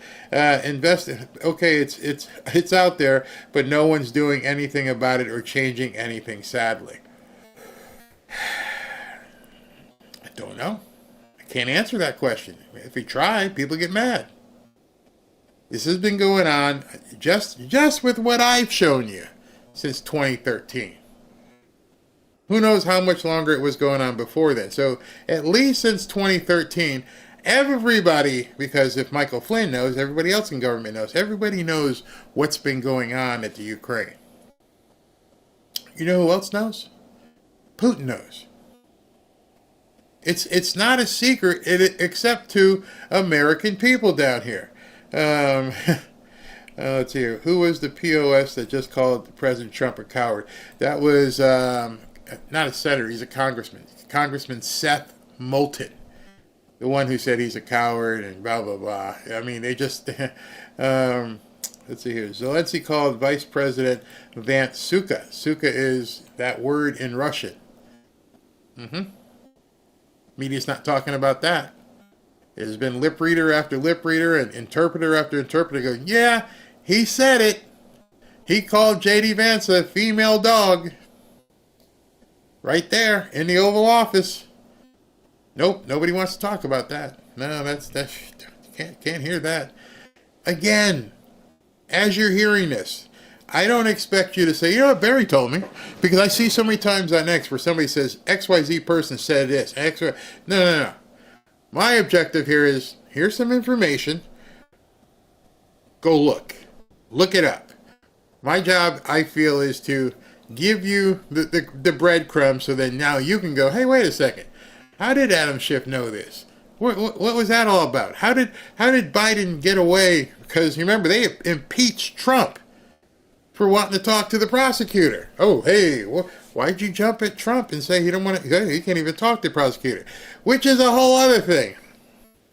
Let me tell you this one. President Trump knew he had to speak to him like that in public. And you're probably saying right now, Barry, why would he have to speak like that to him in public? Because the last time he got on the telephone with Ukraine, they impeached him. Now you can't impeach him. The entire world heard the conversation. They saw it for their own eyes. It wasn't some backroom leaked conversation where Trump said, what did he say? It was a beautiful conversation. There was nothing wrong with it. And the Democrats lied and they impeached him. So you're President Trump and you know I could take this off to the office, but if I take it off, they might try and twist it and say I've done something impeachable. Because words on a paper don't sound how they're spoken. So he's like, I'm just going to do it right here. You want to go? We'll go. And so nobody at this point, well, they may try either way, nobody at this point can say, oh, he said something wrong and we have to impeach him. It was on TV. We all saw it. You may not like it, you may call him a bully, but we all saw it. There's no way around it. And so I don't blame him for having an outburst in public because he had to. Now watch this. Come on. Where is it? Did I go to the next one? No, this one. Okay, hold on. All right, hold on.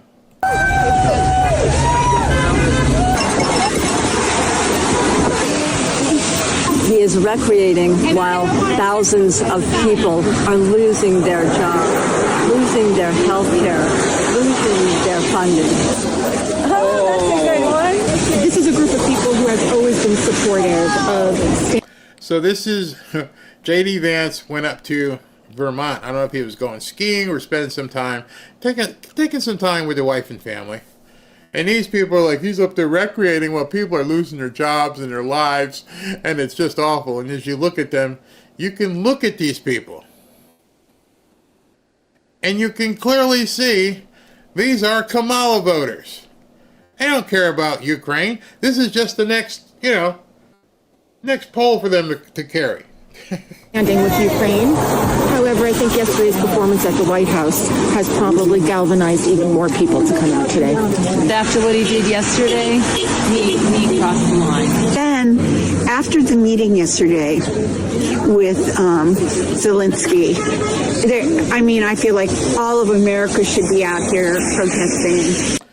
What exactly are you protesting?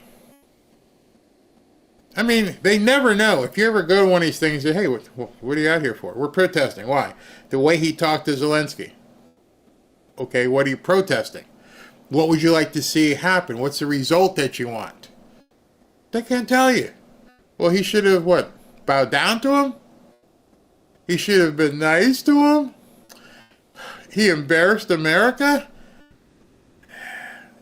But Joe didn't.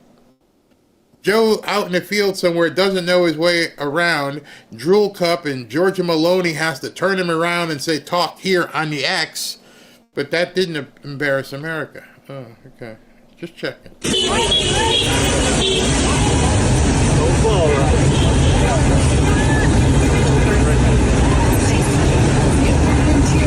If I have any Ukrainian friends on here, I just want to say the sane majority of Americans do not support or align with what our disgusting Governor Donald Trump said in the White Supremacy House this morning.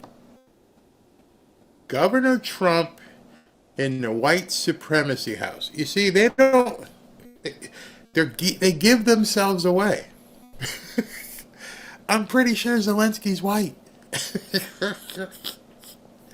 Oh, I'm sure the ambassador from Ukraine, they were white. I'm positive all the people in his entourage, they were white.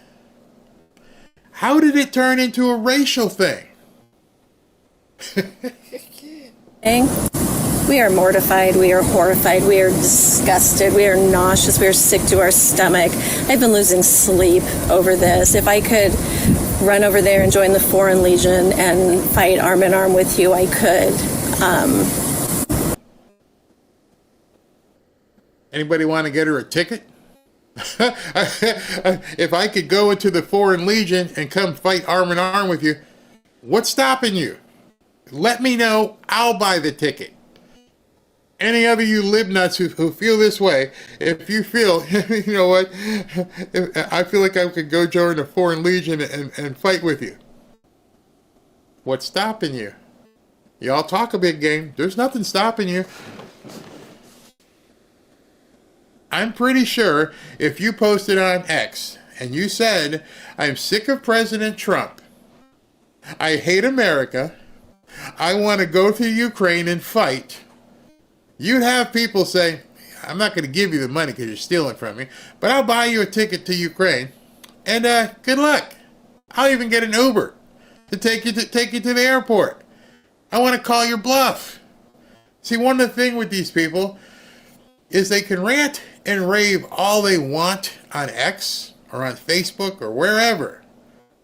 But nothing is stopping any of them from getting on a plane and going over there and fighting. Nothing is stopping any of them from taking dollars out of their pocket and sending it to Ukraine. Why are you protesting? It cost you money and gas to get out there. You had to buy the sign and the paint. Why not just send your money to Ukraine? Prove it.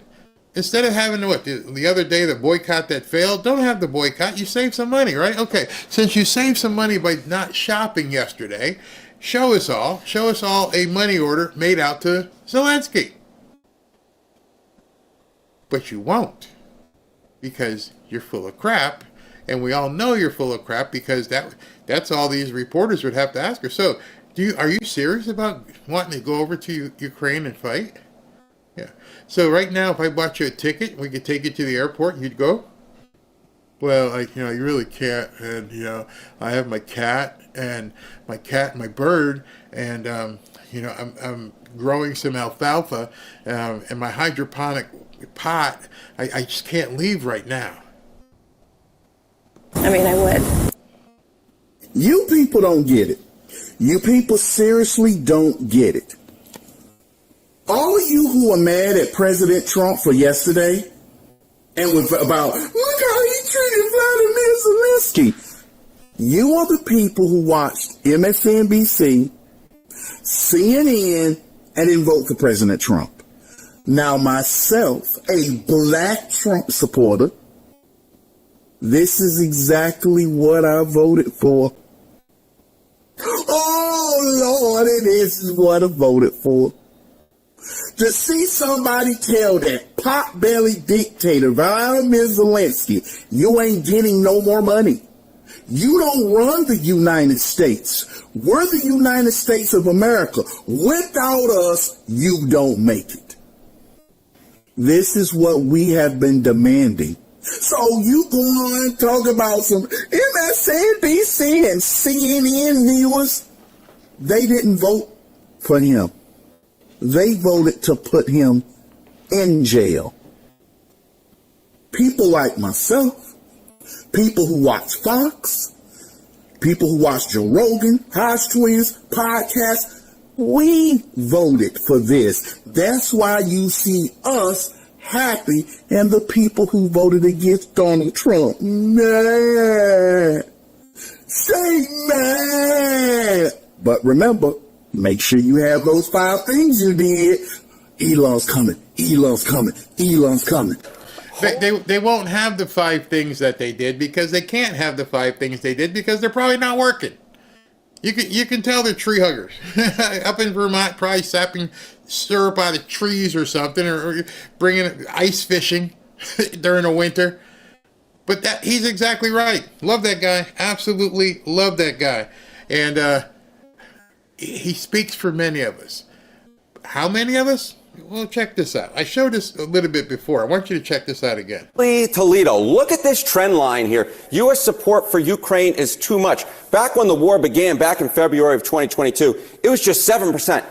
Up like a rocket ship. My goodness. Up now in February of 2025 to 41%. And the clear majority of Republicans, and of course Republicans are in charge of the U.S. government now, 62% of Republicans say that the U.S. support for Ukraine is too much. What a difference from just 3 years ago. I can remember, John, all those backyards in the United States with those Ukrainian flags. Far fewer of them today, as Americans' opinions on Ukraine have changed dramatically. What about opinions of the Ukrainian president? Right. Obviously, if you would expect changes amongst the public on feelings towards Ukraine. Notice something with this. His first slide, he showed a number. How support has fallen for Ukraine down to 48%, I think it was. Now when he's talking specifically about Zelensky, and it shows it down to 48, whatever, he's showing 2024. You just showed us that you have data on 2025 as recently as February of 2025, but you're not showing people the feelings about Zelensky in February of 2025. So you have to realize that number is even lower. but you wouldn't know it by the movie that you get to keep watching.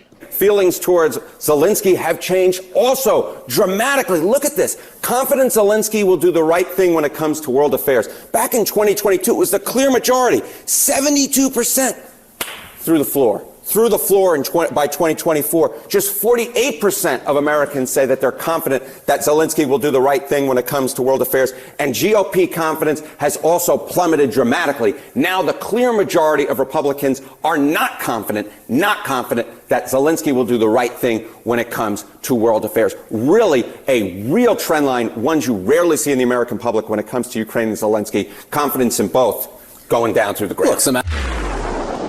So if confidence in Ukraine and Zelensky, by just about any data point, even the Frank Luntz thing I showed you, and then Mark Mitchell from Rasmussen Reports, his numbers show it plummeting as well.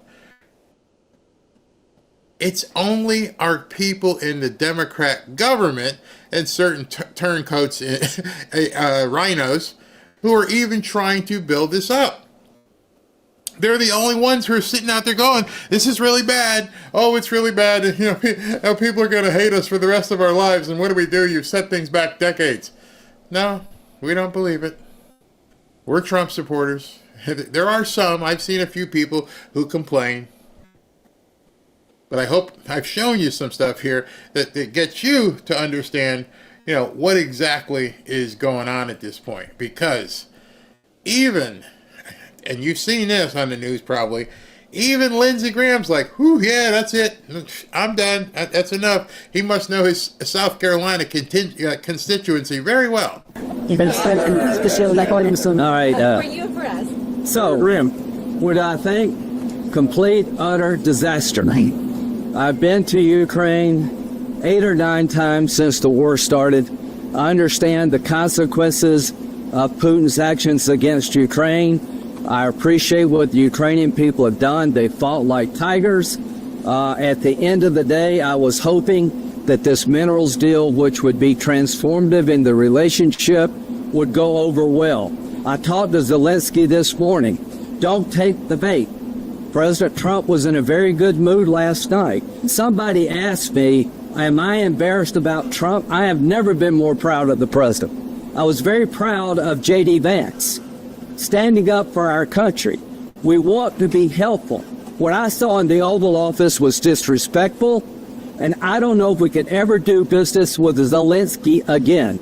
I think most Americans saw a guy that they would not want to go in business with. The way he handled the meeting, the way he confronted the president was just over the top. So I think the relationship between Ukraine and America is important, vitally important. But can Zelensky do a deal with the United States? After what I saw, I don't know. What do you Senator Graham. I'm President Charles. What did he say to you about his interactions and whether he was shocked? He was very upbeat.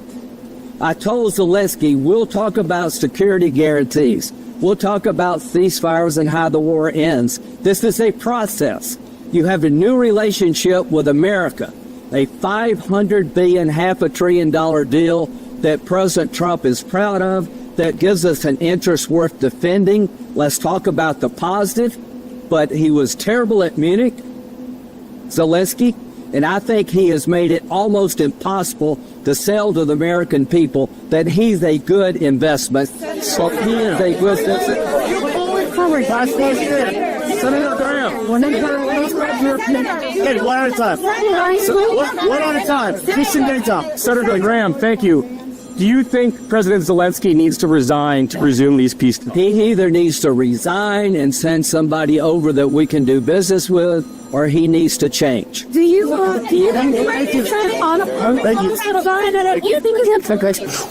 Okay, so I want you to just imagine in your own personal lives. You've given somebody $5,000. $5,000. Sounds like a good number. $5,000. And the guy or lady hasn't been able to pay you back. She doesn't have the money, and she doesn't have a job, and she's asking you for more money and says, I really need to get this money because if I don't get this money, my landlord is going to evict me. And you say to her, all right, come on over to the house. Let's talk about your situation and let's see what we can do. But before you come over, what I want you to do is I want you to sign this contract. And this contract says, from your bank account, you're going to pay me $100 a week until this is paid off. And you're like, oh, she's like, yeah, I'll go ahead and do that. Okay, so here's the agreement. Have your attorney or best friend, whoever, review it. And then when you're ready to come sign it, we'll do the deal and I'll give you the $5,000. Great, I'll be over tomorrow morning. Okay, great, come on over to the house. She gets to the house, or he gets to the house, and he walks in, blows a loogie on the floor, and tells you, I don't even owe you anything anymore. It was a gift what you gave me. It was a grant. I don't owe you squat. And I want to make sure that you talk to my landlord and tell him he can't kick me out. In fact, I want you to guarantee me that my landlord will never kick me out and give me the $5,000. What would you do? What would you do? So when Lindsay was saying this is not someone we can do business with again, because that's the language that Democrats and media don't understand. You might as well be speaking Greek to them. Business? This isn't about business. This is about the Ukrainian people. This is about the poor kids in Ukraine. And what are they going to do? They've got no gruel to eat.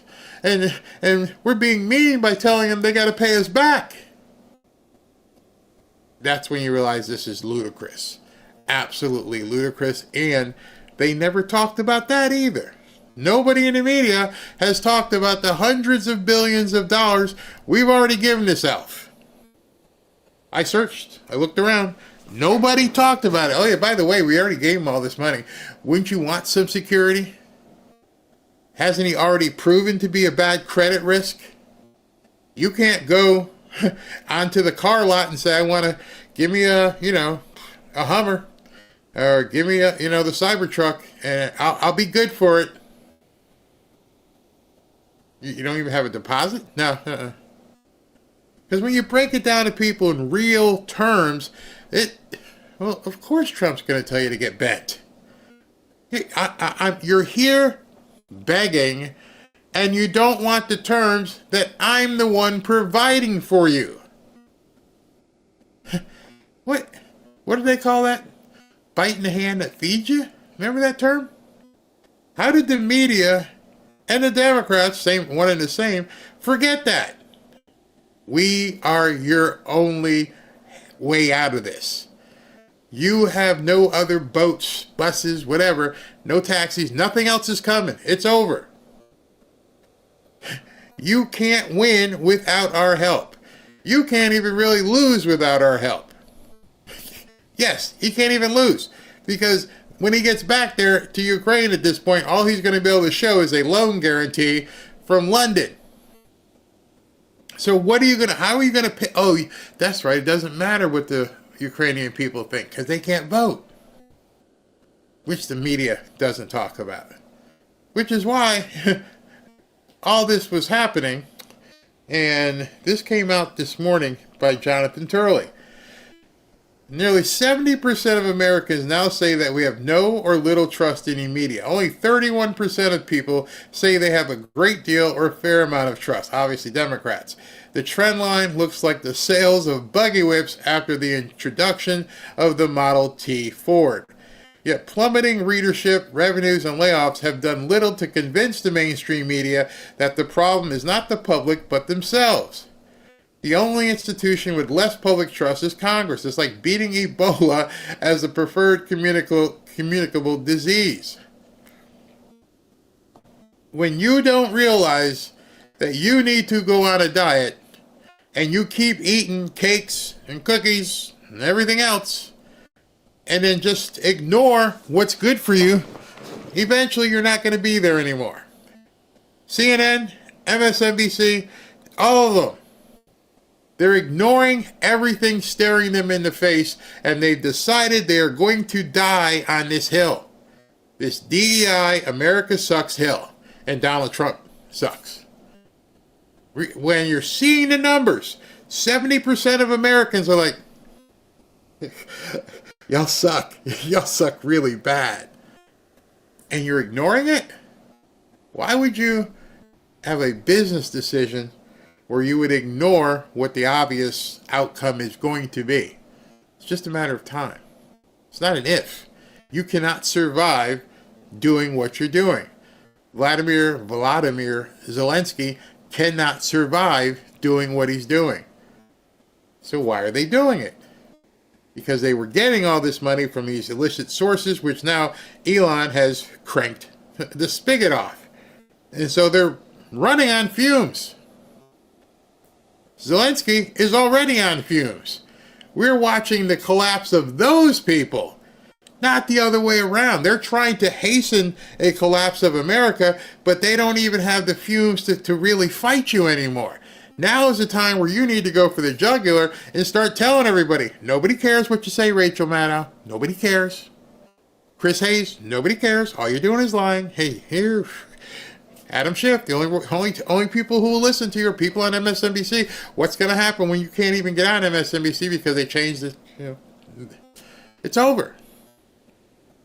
Stick to your guns. Absolutely stick to your guns at this point. Because the foregone conclusion, the end of this movie, no matter what's happening now, whatever happens tomorrow, the foregone conclusion is he has to come back.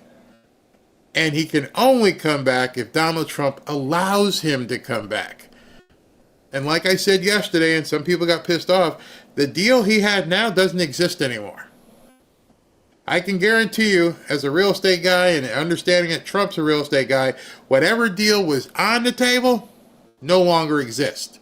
That's going to piss the media off even further. Oh my God, he's acting like a real big bully. Yeah, now I want more. Because I know you have nothing. You know, the worst part you want to be is a person sitting at the table who can't leave. And you just left? When I know you have no other choice but to come back. None. I hope you guys understand it. He has no other choice. Go ahead, stomp your feet, run, get back on your plane, fly to London, get some money, fly. You have no other choice. None. The media won't tell you this. You have to look at it and go, man, this guy's stuck, isn't he? He ain't stuck. Cry all you want. Call me names. You'll be back. Because you have no other options.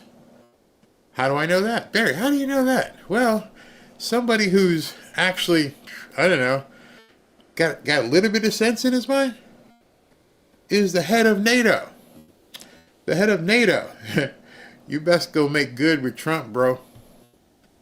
Interesting turn of events. NATO Secretary General Mark Rutte just urged Zelensky to mend ties with Trump and the U.S., emphasizing the importance of strong relations. The news comes despite the fact that many heads of state of European members of NATO defended Zelensky after Trump's exchange with him. NATO Secretary General Mark Rutte, you have to find a way, dear Vladimir, to restore your relationship with Donald Trump and the American administration. Ouch. The head of NATO. And it was first reported, I have to go to a different screen because it's an article. It was first reported on, where is this? This is CNBC. NATO's route, that's this morning at 12:15, urges Zelensky to go kiss butt, go kiss the ring. NATO chief Mark Rutte said on Saturday he told Ukrainian president that he needs to find a way to restore the relationship, and he talked to him last night. The confrontation flared, as you know, blah, blah, blah. The meeting he described as unfortunate. Yeah, it's unfortunate. But he told him, I think you have to find a way, dear Vladimir, as I just told you, restore your relationship with Donald Trump and the American administration. That is important going forward. told the BBC, commenting on a call he had with Zelensky Friday night. He also said he told Zelensky, we really have to respect what President Trump has done so far for Ukraine, reminding Zelensky that Trump was the one who provided Javelin anti-tank weapons in 2019. Without the Javelins in 2022, when the attack started, Ukraine would be nowhere. I told him we really have to give Trump credit for what he did, what America did since then, and also what America is doing.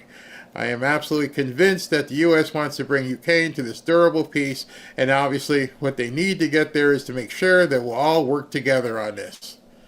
Let's move beyond this. Question is crucial. The U.S., Ukraine, Europe, we bring Ukraine to a peace. This is exactly what President Trump is fighting for, we are all fighting for.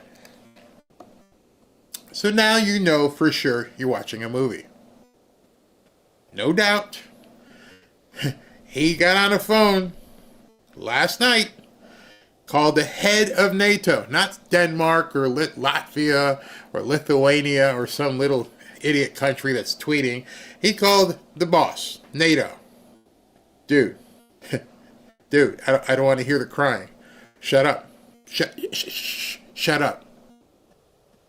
Go home, put some bandages on, get your knee pads, get your reindeer ears, and head back to the White House and do what you got to do. Because I'm telling you right now, you need President Trump. The head of NATO just told him, skibbity-doo-dah. You have no choice. I just buttoned that up for you so you can see. The guy from NATO, what's his position? That Grand Poobah? What's his actual title? Chief?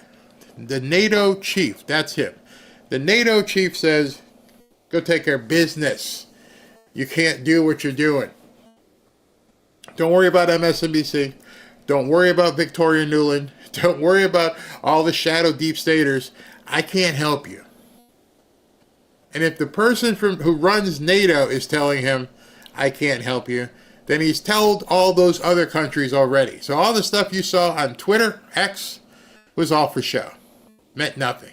Last night, the head of NATO said, go kiss his ring. End of story. End of story. Which might explain this. And explained to Zelensky that he was leaving the White House without lunch or that important signing. Did he look surprised? Did he seem to recognize what had happened? No, he didn't. Frankly, his team did. His ambassador and his advisor were practically. I mean, they were practically in tears, wanting this to move forward. They knew. You saw the lady at the press conference from the Ukraine. She, oh, God, what did this idiot do? Tell me this idiot just didn't mess this up. Yeah, he messed it up. But Zelensky was still argumentative. And finally, what I said, look, Mr. President, time is not on your side here. Time is not on your side on the battlefield. Time is not on your side in terms of the world situation. And most importantly, U.S. aid and the taxpayers' tolerance is not unlimited. So, I think he is used to hearing. Actually, I know he is used to hearing that as long as it takes, as much as it takes, blank check, and the United States really doesn't have much of a say, you can determine the outcome of all of this. That's what he heard for years from Biden and his team, and he has not gotten the memo that this is a new sheriff in town, this is a new president, and we are determined to take a new approach towards peace. A truly astonishing obliviousness to the real politics on the ground. Colonel Mike Waltz, thank you so much for joining us. I think he did his country a true disservice. Truly. And who is opposed to peace? If you disagree with how we're going to end the war, fine, but you do that behind closed doors, not the way this was done. It was wholly unacceptable. I want anybody that's going to make peace. If he's capable of making peace, which he may or may not be, but I want somebody that's going to make peace. Again, he doesn't have the cards. When we sign up, he's got all of the cards. That doesn't mean he can fight. He's got to stop the fighting, stop the death. He's losing hundreds of thousands of soldiers. It's time to stop the death. Say it. How long do you think it will take for Zelensky to want Putin and invite back to the White House? Well, he says he wants it now. He wants to come back right now, but I can't do that. I can't. They should have an immediate ceasefire. That was the other thing he didn't want to do about ceasefire. A ceasefire could take place immediately. A contract, if you want to end the war, you sign up an agreement. That's going to take a period of time. It takes time. I want it to end immediately. And I think if you had a ceasefire, it would be a ceasefire, a real one, that would end it. But he doesn't want to do that. That's fine. Do a better deal. I want it to end immediately. I want a ceasefire now. He says, oh, I don't want a ceasefire. Well, all of a sudden, he's a big shot because he has the U.S. on his side. Either we're going to end it or let him fight it out. And if he fights it out, it's not going to be pretty. Because without us, he doesn't win, let me tell you. And that's not being a bully. That's telling people the truth. Without us, he's dead man. I'm sorry if that hurts your feelings. I'm sorry if you're like, you know what? That sounds really mean. There's too much testosterone there. You know, without us, you're dead. Yeah, you're going to lose. You're going to lose. The plot thickens, though. Donald Trump is a businessman. He likes to do deals. So what happens when the other part of the deal gets thrown into a tizzy? Well, tonight, Vladimir Putin decides to take a chess piece and put it in play. Breaking. Vladimir Putin hints at offering the U.S. a deal on rare earth minerals, saying Russia has way more than Ukraine. There's a video here. I was going to take it, but the sound on it isn't that great. But now Putin has said, we got minerals. Zelensky screwed up.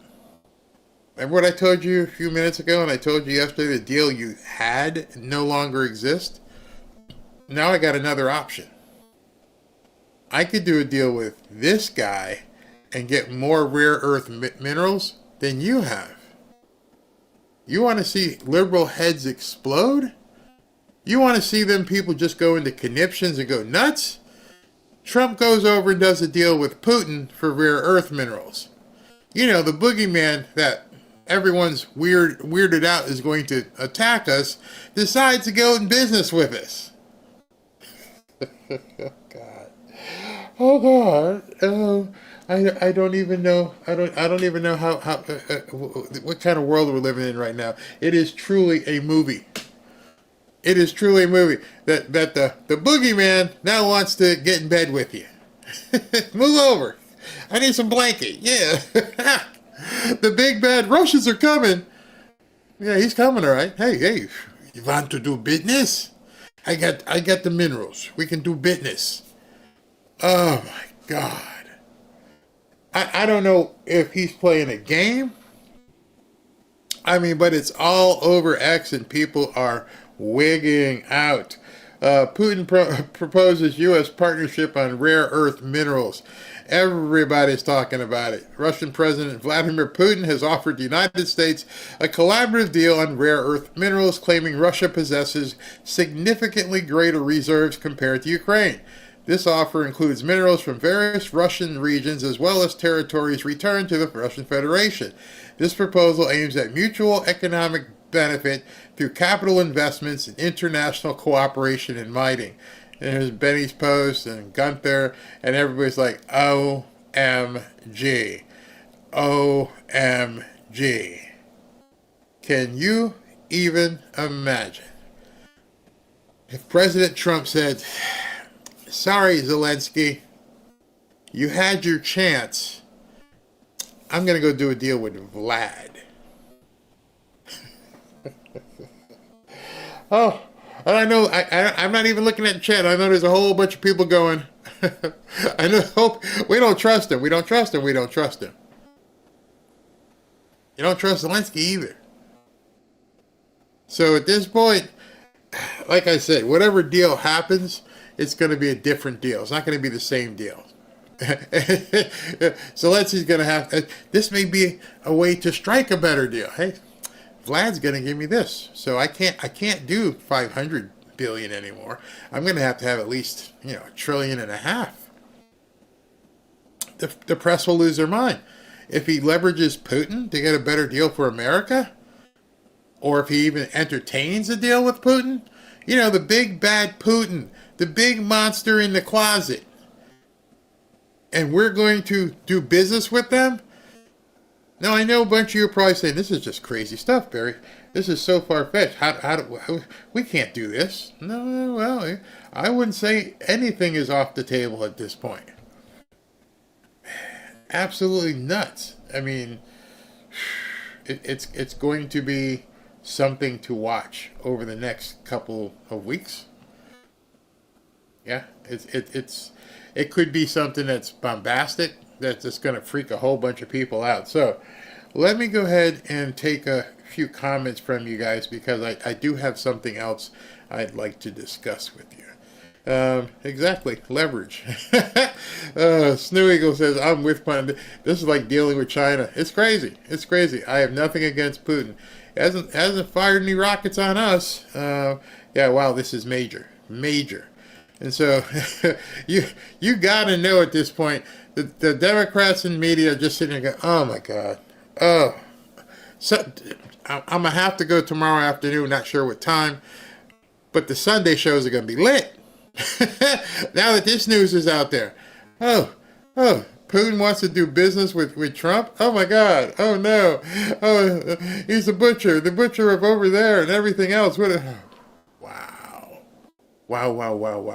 I couldn't even imagine. You guys are like, go with Putin. Screw Zelensky doesn't want the war to end because he can no longer keep martial law instituted. Yeah, he'd be gone. Oh my God, if Putin came to the Oval Office. Somebody says, Ronald says, Russia has over $75 trillion of rare earth minerals. Watch PBD explaining why Ukraine has Zelensky in place and instructing Zelensky to continue the war. Wow, $75 trillion. The Art of the Deal by FAO, big balls and biggest dicks. They FA'd it. No. At this point, any one of you, and I do mean any one of you, could negotiate this deal. Because the person you're negotiating with has nothing to offer. Please help me. Please, I got my knee pads. Oh my God, they're going to take over my country and divide it up like it's a piece of pie. This is what you did. This is what you deserve. And like the movie Rounders with Matt Damon, your fate lays right there, bro. The guy that you guys have all been calling, the butcher and the bad guy, and calling Trump, Putin's puppet. Now the guy who's really the puppet, your puppet, Zelensky, he can't sleep well right now. He cannot sleep well right now. And I think, Putin is coming to the Oval Office. Trump said that Putin was coming. You're right. I mean, to me, this is Ness and Dorma, isn't it? This is now the deep state completely freaking out. If Trump and Putin somehow even discuss doing a deal, these people are going to lose it. I mean, you will see nothing like it. The media will go ape poop. It'll be crazy. Absolutely crazy. So before I go, I want to share something with you. And there are a couple people ticked off with me. I wrote this post, was it this morning? Today, March 1st? Yeah, March 1st. Seems like yesterday at this point. I want to show you a post that I wrote. Pam Bondi and Kash Patel failed their first major test. Pam Bondi issued a very public demand with a deadline. They both went completely silent yesterday. The lack of any official announcement either way, whether the New York office complied with her demand or they didn't, is an epic fail. The deep state gets the win again. And it ticked off some people. It ticked off a whole lot of people. I mean, I won't put the guy's name up here because, actually I will, because I posted it. This guy says, what a bunch of jerks. You rally around this administration and now throwing them under the bus because something didn't go as you planned. And what I told the guy was, I'm just calling balls and strikes. I'm not throwing anyone under the bus. I believe it's called being honest. And it has nothing to do with my plans. It was her plans that failed. She was the one who said, I demand this at 8 o'clock. You publicly put that out there, Pam. You put it out there for all of us to see. I demand this by 8 o'clock. But no follow-up. Susan says, wow, Barry, never thought I would ever hear this from you. You have no idea what's going on behind closed doors. You also have no idea how deep state goes. Because I trust Trump, I am sure that they have a plan, but not going to put it on blast. And then there were some other nasty comments. And I kept telling people, I've been in huddles, as I've told you. And I have voiced my opinion to the head coach and said, this is not what works, blah, blah, blah. Head coach still runs the team. President Trump still has his team. I'm still on the team. I've gone through this before with people in the Miami Dolphins. I'm like, hey, quarterback sucks. It took them 2 years to finally come around and email me like, oh man, you were right. Yeah, huh? Doesn't mean I'm not on the team. Doesn't mean I'm throwing anybody under the bus. What it means is I'm being honest. I'm being authentic. I am not going to lie for anybody. There's nothing about, I don't know the plans, I don't know the deep state. Doesn't matter. If I were her, if I wrote a document as sternly written as that was, and I published it for everyone to see, if I went on Jesse Waters or Sean Hannity and said, I'm going to do this and I'm going to do that, that's not Barry saying she messed up. She went out there and said these things. She said, I've got the file on my desk. I haven't really reviewed it yet, but, she didn't know that there were only 200 pages there. I'm pretty sure any one of you guys would have picked this up and went, this can't be everything. And so that was the night before. Hey, I don't have the whole file. But you didn't tell Sean that. You said, I have it. Then the next day, you find out it's not the file, and you find out that people are holding information from you, and you write a nice stern letter that says, hey, if you don't give it to me by 8 o'clock tomorrow morning, well, all hell's going to break loose. So you set the expectations, not me. You didn't have to write that letter and publish it. That letter was directed to Kash Patel. You could have sent it to Kash Patel by courier or whatever, and Kash Patel and you would have been the only people who ever saw that letter. Pam Bondi chose to make it a public spectacle. Pam Bondi decided she wanted to involve Trump supporters. Oh, I'm getting stuff done. By 8 o'clock in the morning, this best be on my desk. And every single one of you were looking at 8:02, 8:05, and hitting refresh. And nothing. You see, I'm not throwing her under the bus. She dove under it herself. It doesn't matter if she's running into problems with the deep state. It doesn't matter if it's national security or something like that. All it would have taken is one post to follow up from what you wrote. Yes, I've received it, and Kash and I are on it. That's all you had to say. No, we haven't received it. I've advised President Trump and we're talking about what the next steps should be. That's it. That's all you had to write. You didn't have to disclose anything. You didn't have to. We don't need to know. It's not our right. You made it our right. You said you published an official letter. So understand, and maybe that's one of the reasons why my channel has grown, I am not going to sugarcoat anything. I am going to call balls and strikes just as I see them. And so all of your supposition about what Barry's thinking and what may be happening, and that's none of my business. I don't care. What I care about is you wrote a letter. You posted a letter. You told all of us, here's what's in the letter. And then you never said anything else after that. It's not on me. What I do is to make sure I'm authentically telling you what's going on, and yes, my opinion and how I feel. Does it mean I'm off the truck? Of course it doesn't. I've been doing this way too long. I am way too invested. Got way too many people depending on me to just go, it's over. It's over. No, that's you. Not you, but the people who write these comments. That's them. I'm telling you specifically what happened and what didn't happen. And if you don't like it, maybe I'm not the person that you should be following. You should be looking for a cheerleader. I'm not a cheerleader. I am a supporter with a thinking frontal lobe that's working. I don't want to be bullshitted. Excuse my language. I don't want to be one who does the BS. I want to be able to talk to adults and say, hey, listen, here's what I think. Here's what I see. And here's why I see it. Don't come at me with stuff like, you don't really know what's going on behind closed doors, and things could be happening, so you're just making all supposition.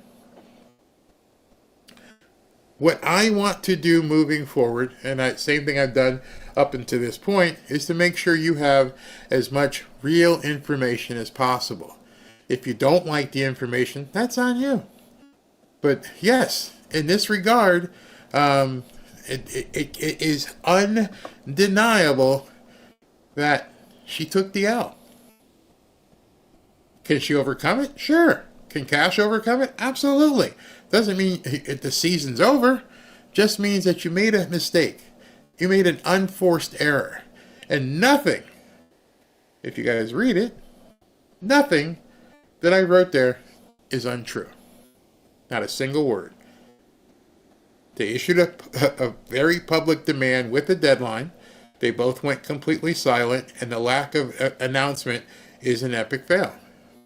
There's no getting around it, and it doesn't mean anything in regards to thinking I threw her under the bus, or I don't support her, I don't support Cash. None of that could be further from the truth, but the truth is, this time y'all screwed up. I will be the first one to cheer you when you do something else. But I also will be the first one to call you out if you don't. I'm not going to go, oh, it's fantastic, and she might be doing this, or she might be. Then you know what? Maybe you should have published the letter. See, that's the key in this whole thing. No expectations would have been set, and no expectations would have been disappointed if you didn't tell us you were going to do something. It's not on me, people.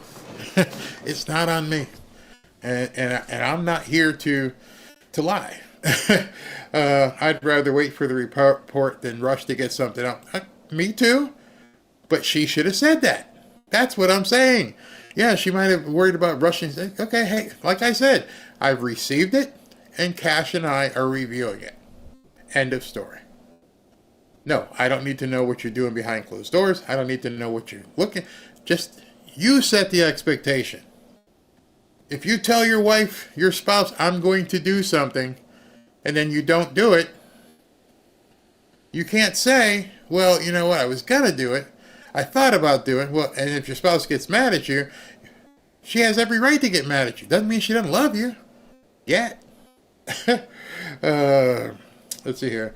I really want to see the Democrats that have done wrong held accountable. Yeah, I agree with that.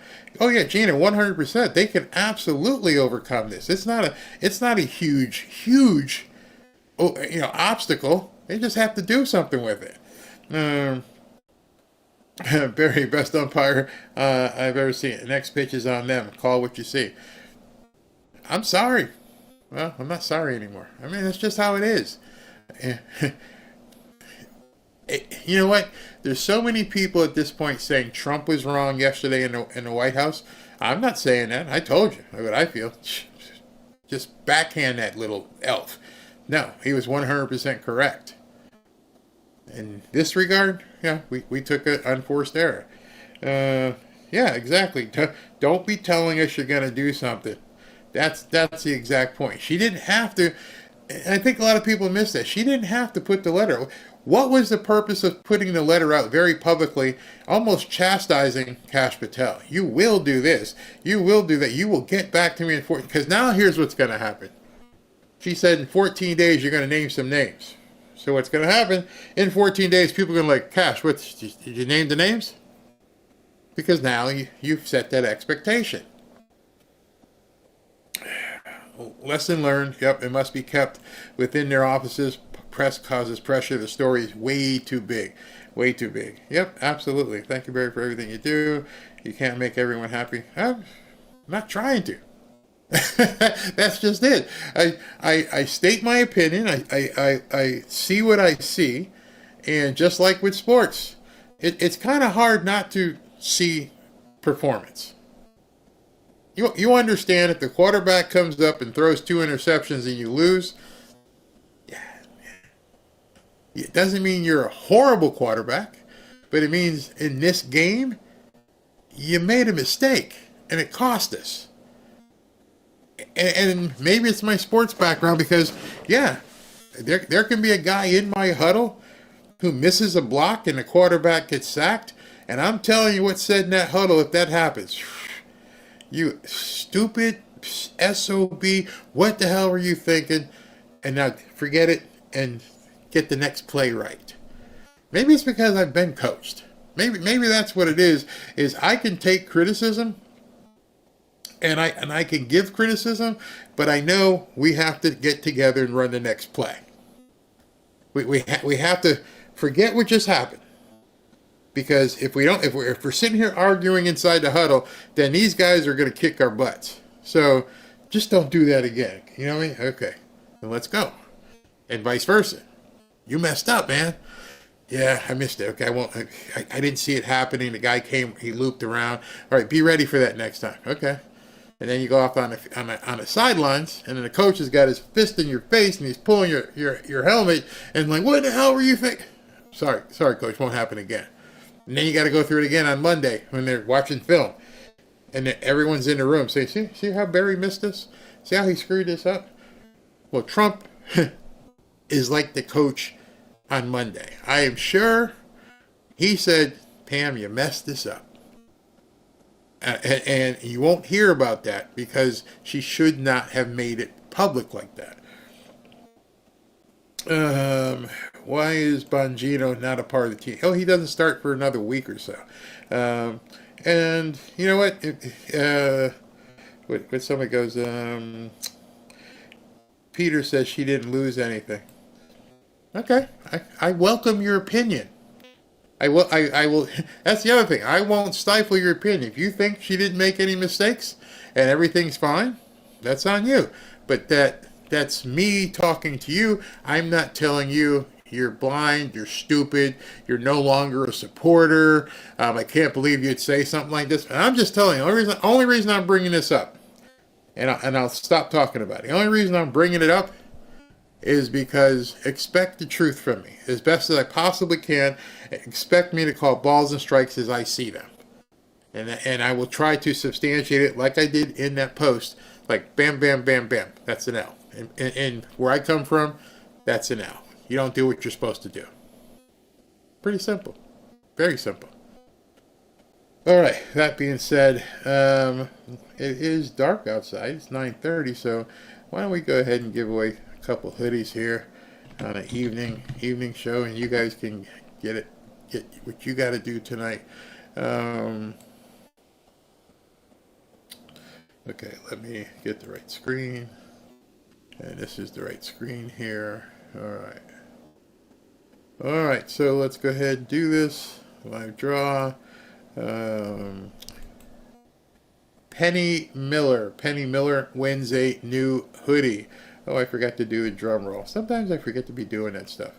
I know why, because I often turn off take off my headset at that point. So we'll go with another one. I'll play the drum roll.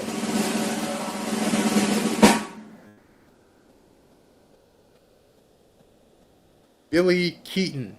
Billy Keaton, you have won a new hoodie. And let's go with one more.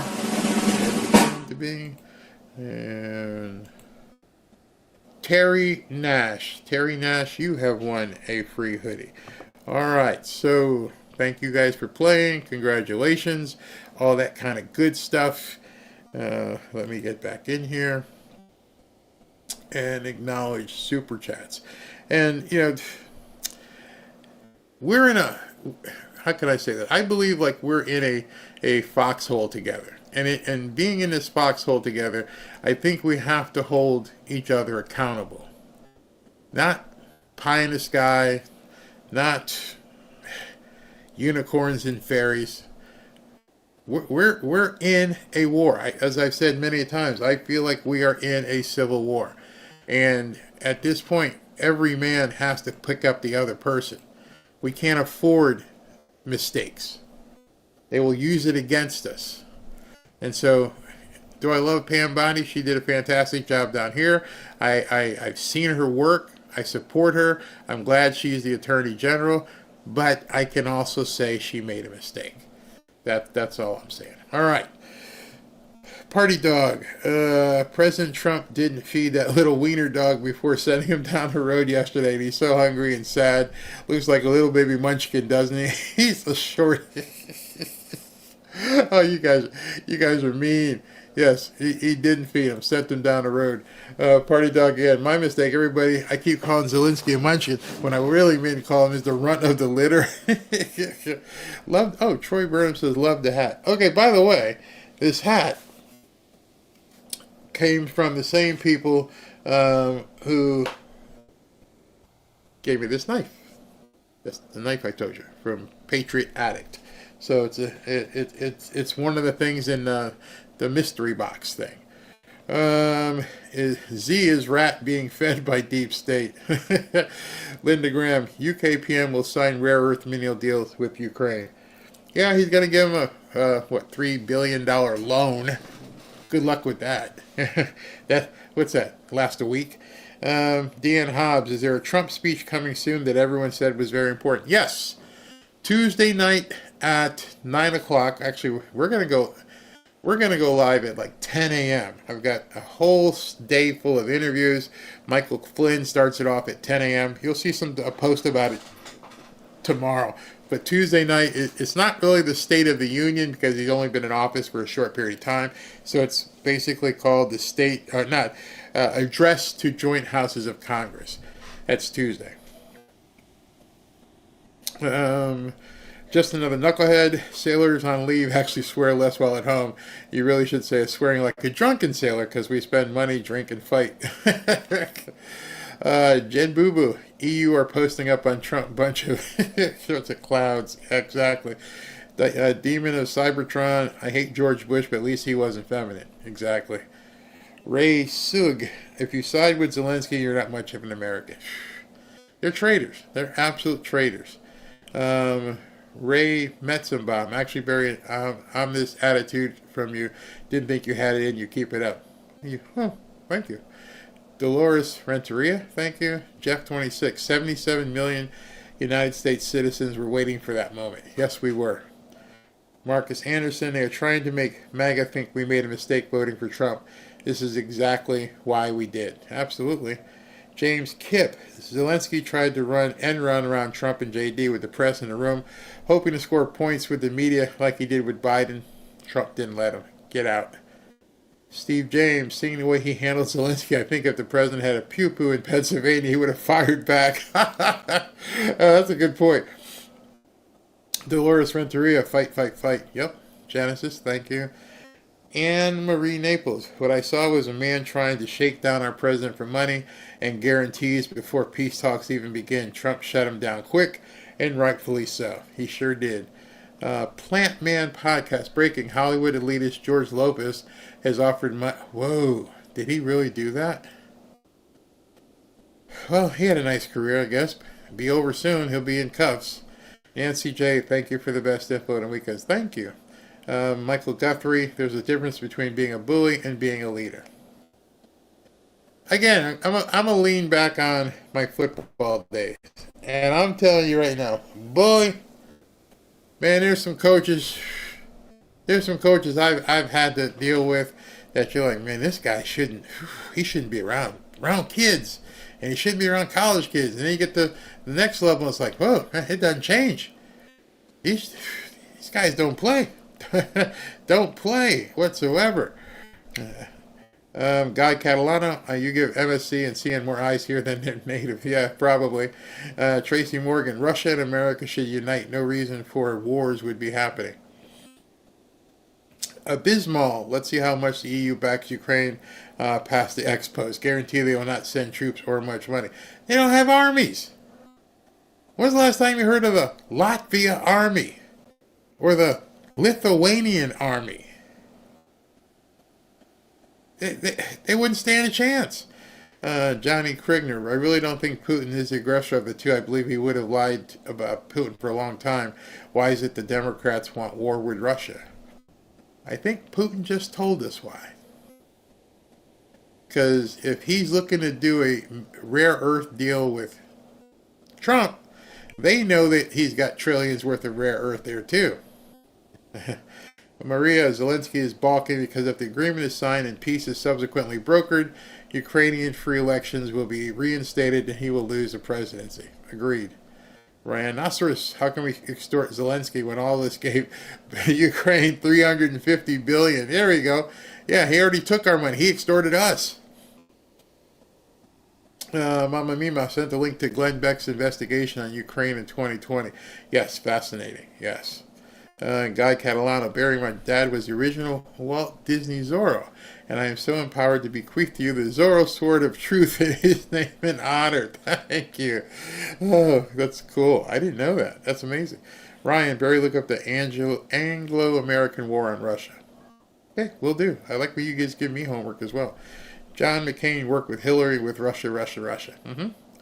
Creative Margie Barrier, 3 Trump knives. Thank you for seeing your display. I loved it. Good going. I mean, I'm telling you, I'm not saying it because they're a partner. I normally, but I can't convey the weight of this and the balance. I mean, it's a pretty solid knife, man. I mean, it's strong, and I don't want to cut myself here as I shut it, but yeah. It's pretty cool, and it's got power to it. Yeah, definitely weight, and I love that it comes in this nice case too. Yeah, good, very good, very good. Wuhan, Ukraine labs. Yep, that's what they were doing. Trump took a bullet for our country. Democrats cry river for Zelensky. I'd love to do a search and find out when's the last time any of the media has talked about Trump taking a bullet. That'd be something to dig into. Vishra, thank you. Gladys Kravitz Jr. Bearing the 2017 Russia documentary World Order, Putin exposed all the dirty business in Ukraine, but Amazon has made it unavailable to view. Gray Man, we need to get out of NATO and talk to Putin about the mineral deals he brought up. That would shake up Europe along with a lot of others.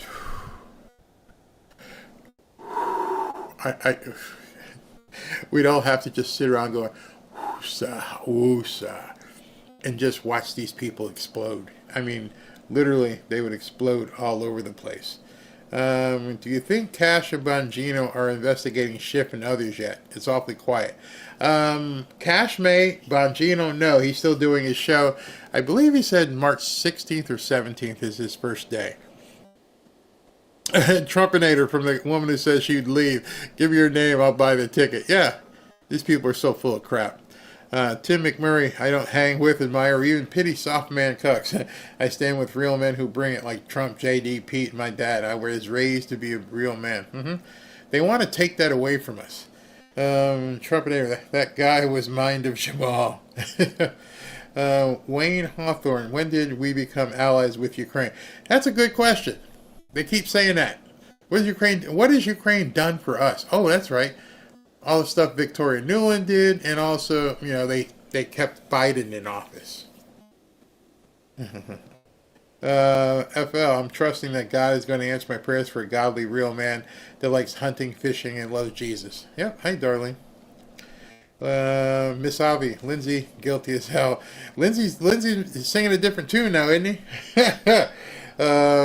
Guy, thank you. Barry, you have Zorro, the sword of truth on your side, and we support you. And your thank you. Subser, POTUS was in a good mood day prior. Prior. I mean, we saw him at, which speech? Was the one with UK, and he just wasn't looking happy there either. Shanarella, underwater vehicle refused diesel access across the waters because of today. Had to get creative. All right, so here's something else. We were all posting, many of us were posting about the submarine that was denied refueling. And even people who follow me like, Barry, you got it wrong. The sub was nuclear. And I'm thinking to myself, dude, look up your crap. It was for a reserve tank. And they wouldn't even let them fill that up. Crazy. Jay Waz, hey Barry, what are your thoughts on Trump's invitation for UK state visit? I think it's a trap and he's being set up. Think Epstein, UK royal family. At this point, don't go. I mean, Starmer came here, talked to him, and then Zelensky goes over there and they gave him a couple $billion to try and submarine Trump's deal. Save it. And Antonio Delgado, Z, you can't influence and antagonize at the same time. Exactly. Ikola, I love you, Barry. Thank you for everything you do. Thank you. Faye Frost Johnson, Barry, could it be that we have been brainwashed to hate Putin the same way they convince us to hate President Trump? No, think for yourself on that regard. What has Putin done aggressively to endanger Americans? He didn't fly into towers. He didn't fly into the Pentagon. He didn't do anything. So I just ask you, what has he done? Why are people so afraid of him? I don't know. In fact, Putin wasn't around during the Bay of Pigs, so he had nothing to do with that. Interesting. Virginia Lem, Barry, thanks, Barry. You're my hero on podcast. Your hard work shows in everyone. I know you speak the truth. Everything you say becomes truth. Thank you very much. FL, I would love to have the get together, meet all you fine Patriot family. Also could have a prayer meeting. Thanks, Barry. I'm doing some work this week to see if I can secure a spot down here if you guys can make it. Repa the Republican, it's been a while since I've been on. Thanks for keeping us warm. Thank you. Tim McCurry, I'd like to see Trump stay in America, forego foreign state visits. Too many snakes in the grass and wolves in sheep clothing. Our friends are few. Dolphin Intel, Zelensky has his thugs kidnapping young Ukrainian men and making them fight. That is a dictator and warlord. This has been recorded several times. That's what I was telling you about conscription. There are actually videos of Zelensky's henchmen grabbing people off the street and making them go into the army. Pretty graphic. Look it up. Gail Gabel on Fox this morning. Rachel Campus Duffy says Zelensky is even sending men with MRDD to fight. He's running out of fighters. He can't win. Again, if you take anything from tonight's show, if you just understand that there's no way this guy can win without the United States, then you know he made a big mistake. Maria, do the U.S. libnuts protesting know the Ukrainians want war to end, Zelensky to stop taking their underage sons and putting them on the front lines in free elections to vote him out of the presidency? No, they don't care. They're covering for the deep state. Mary Boston. Okay. Oh my God, Barry, you've got your awesome hat on. Yeah, I like it. It's a new hat. I'm going to have to get used to this one. I like this. Greg Jurgen, thank you. Ryan, do people forget we fought with Russia in World War I and World War II? Hmm? Mr. Anderson, rare earth minerals now 30 to 70. Ooh, wow. That's 30 is Ukraine, 70 Russia. Wow.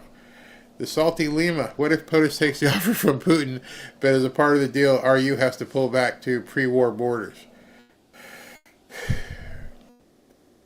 Anything's on the table at this point, wouldn't it? Wouldn't anything be on the table? John Pryor, this is heavy. Black must be willing to allow U.S. presence, which is key. Why can't Trump make a deal with Putin, says Keith, alone to stop the war? Why do we need Zelensky? True.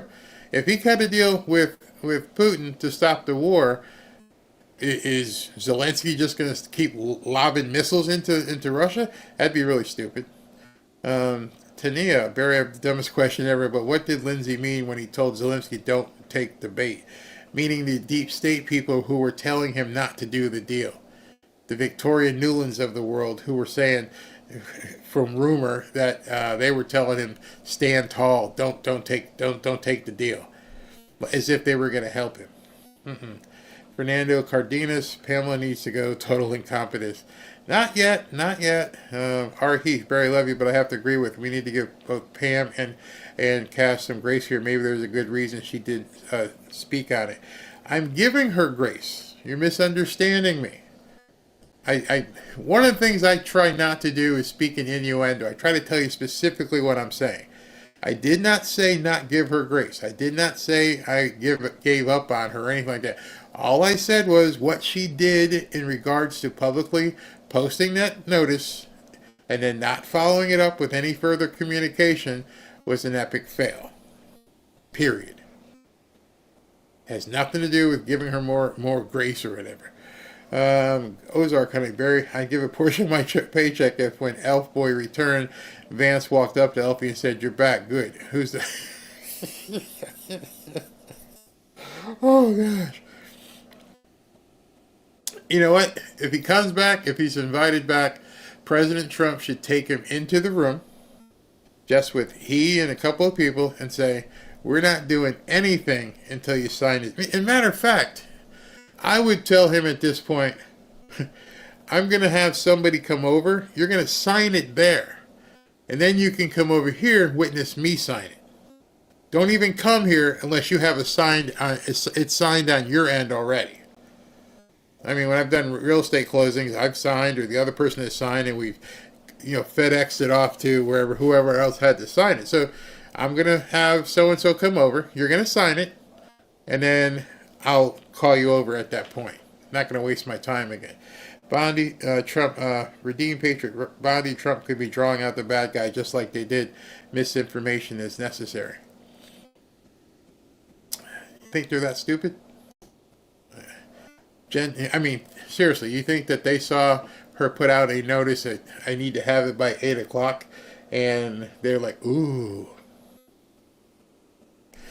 Gen V, can I swear here? Since a little upstart called our VP Suka, can I say sailor's daughter? Of course, forgive me, but little upstart is, if we all know, curva.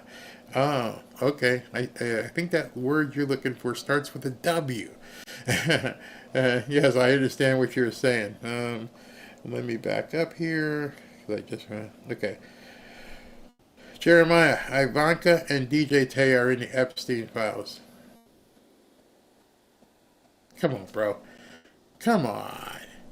Trust me and trust yourself. If there was any way possible that they could have tied him to that, it would have came out a long time ago. Born on a 4th. Zelensky should have known. No tiki, no washi. You're my go-to show, Barry. Thank you. Also in the fam and marvelous mods. God bless. God bless you. Yeah, man. If they had stuff at the goods on Trump, they would have dropped that a long time ago. James Volder, thank you. Jeremiah, he just said that. I call balls and strikes as well. Not sure what to think. Okay, the balls and strikes that you're calling have to be seen. I called balls and strikes. I saw a letter from Pam Bondi. You're not calling balls and strikes. You're supposing. There is nothing that you see that those two would be in those files. Tommy, it's just the first quarter, recovered from, but move on, and in the huddle, don't do it again. Hang on to that damn ball. Yep, exactly. Donna, I watched an interview with Jocko Boyens, and he said right after Bondi wrote the letter, she was attacked by a brick wall called Wall Street and the banking industry. Not sure I understand it. All right, so I had heard that theoretically as well, and supposedly Wall Street and Wall Street's money called her and said, don't do this, don't go there, because there's too many people's names on here. But then what are you saying? Are you saying at that point she backed down to the threat? Maria, Zelensky knows he's facing a lose-lose situation. Lose a presidency if he broke his peace, or lose a conflict if he continues to fight the $1 million. How badly does he want to lose? A little or a lot? His life. God bless America. Why is Elon closing Social Security office? 5 just got closed in North Alabama. Don't need them? That would be the obvious answer. Gen V, no matter some of my comments at times, no one should ever doubt my boundless love and admiration and support for President Trump. My great hopes for success for him and his cabinet. Salute you for that one. Roberto Esteban, finally a prez fighting for me. And John Pryor, by the way, Russia's a very beautiful place. I've seen those things from Russia. I mean, some are gorgeous, absolutely. Maria Favela, look up Gonzalo Lira. He exposed the Ukraine government corruption and who Zelensky really is. And they unalived him. Yes, I did hear that. And this here did pop up, so let me just, Guy Catalano. Oh, I did say that. All right. So, everybody, that's my deal for tonight. Not sure what time tomorrow. Got to go to church. Got to do the church thing. Then, of course, then it's breakfast with the wife or lunch, whatever time that may be. Then spending some time in the pool or the beach. And then checking out the recordings of all of the, Sunday shows, because they should be fun. I can't even believe how much they're going to lie. And then I'll post a notification about what time I will be going on. So in any event, thanks for tuning in. After party's coming right up. Have a good Saturday evening. Don't let anybody lie to you. That's the big thing. At this point, Zelensky has no options. None. It's just a matter of time. It's not an if. Talk to you tomorrow.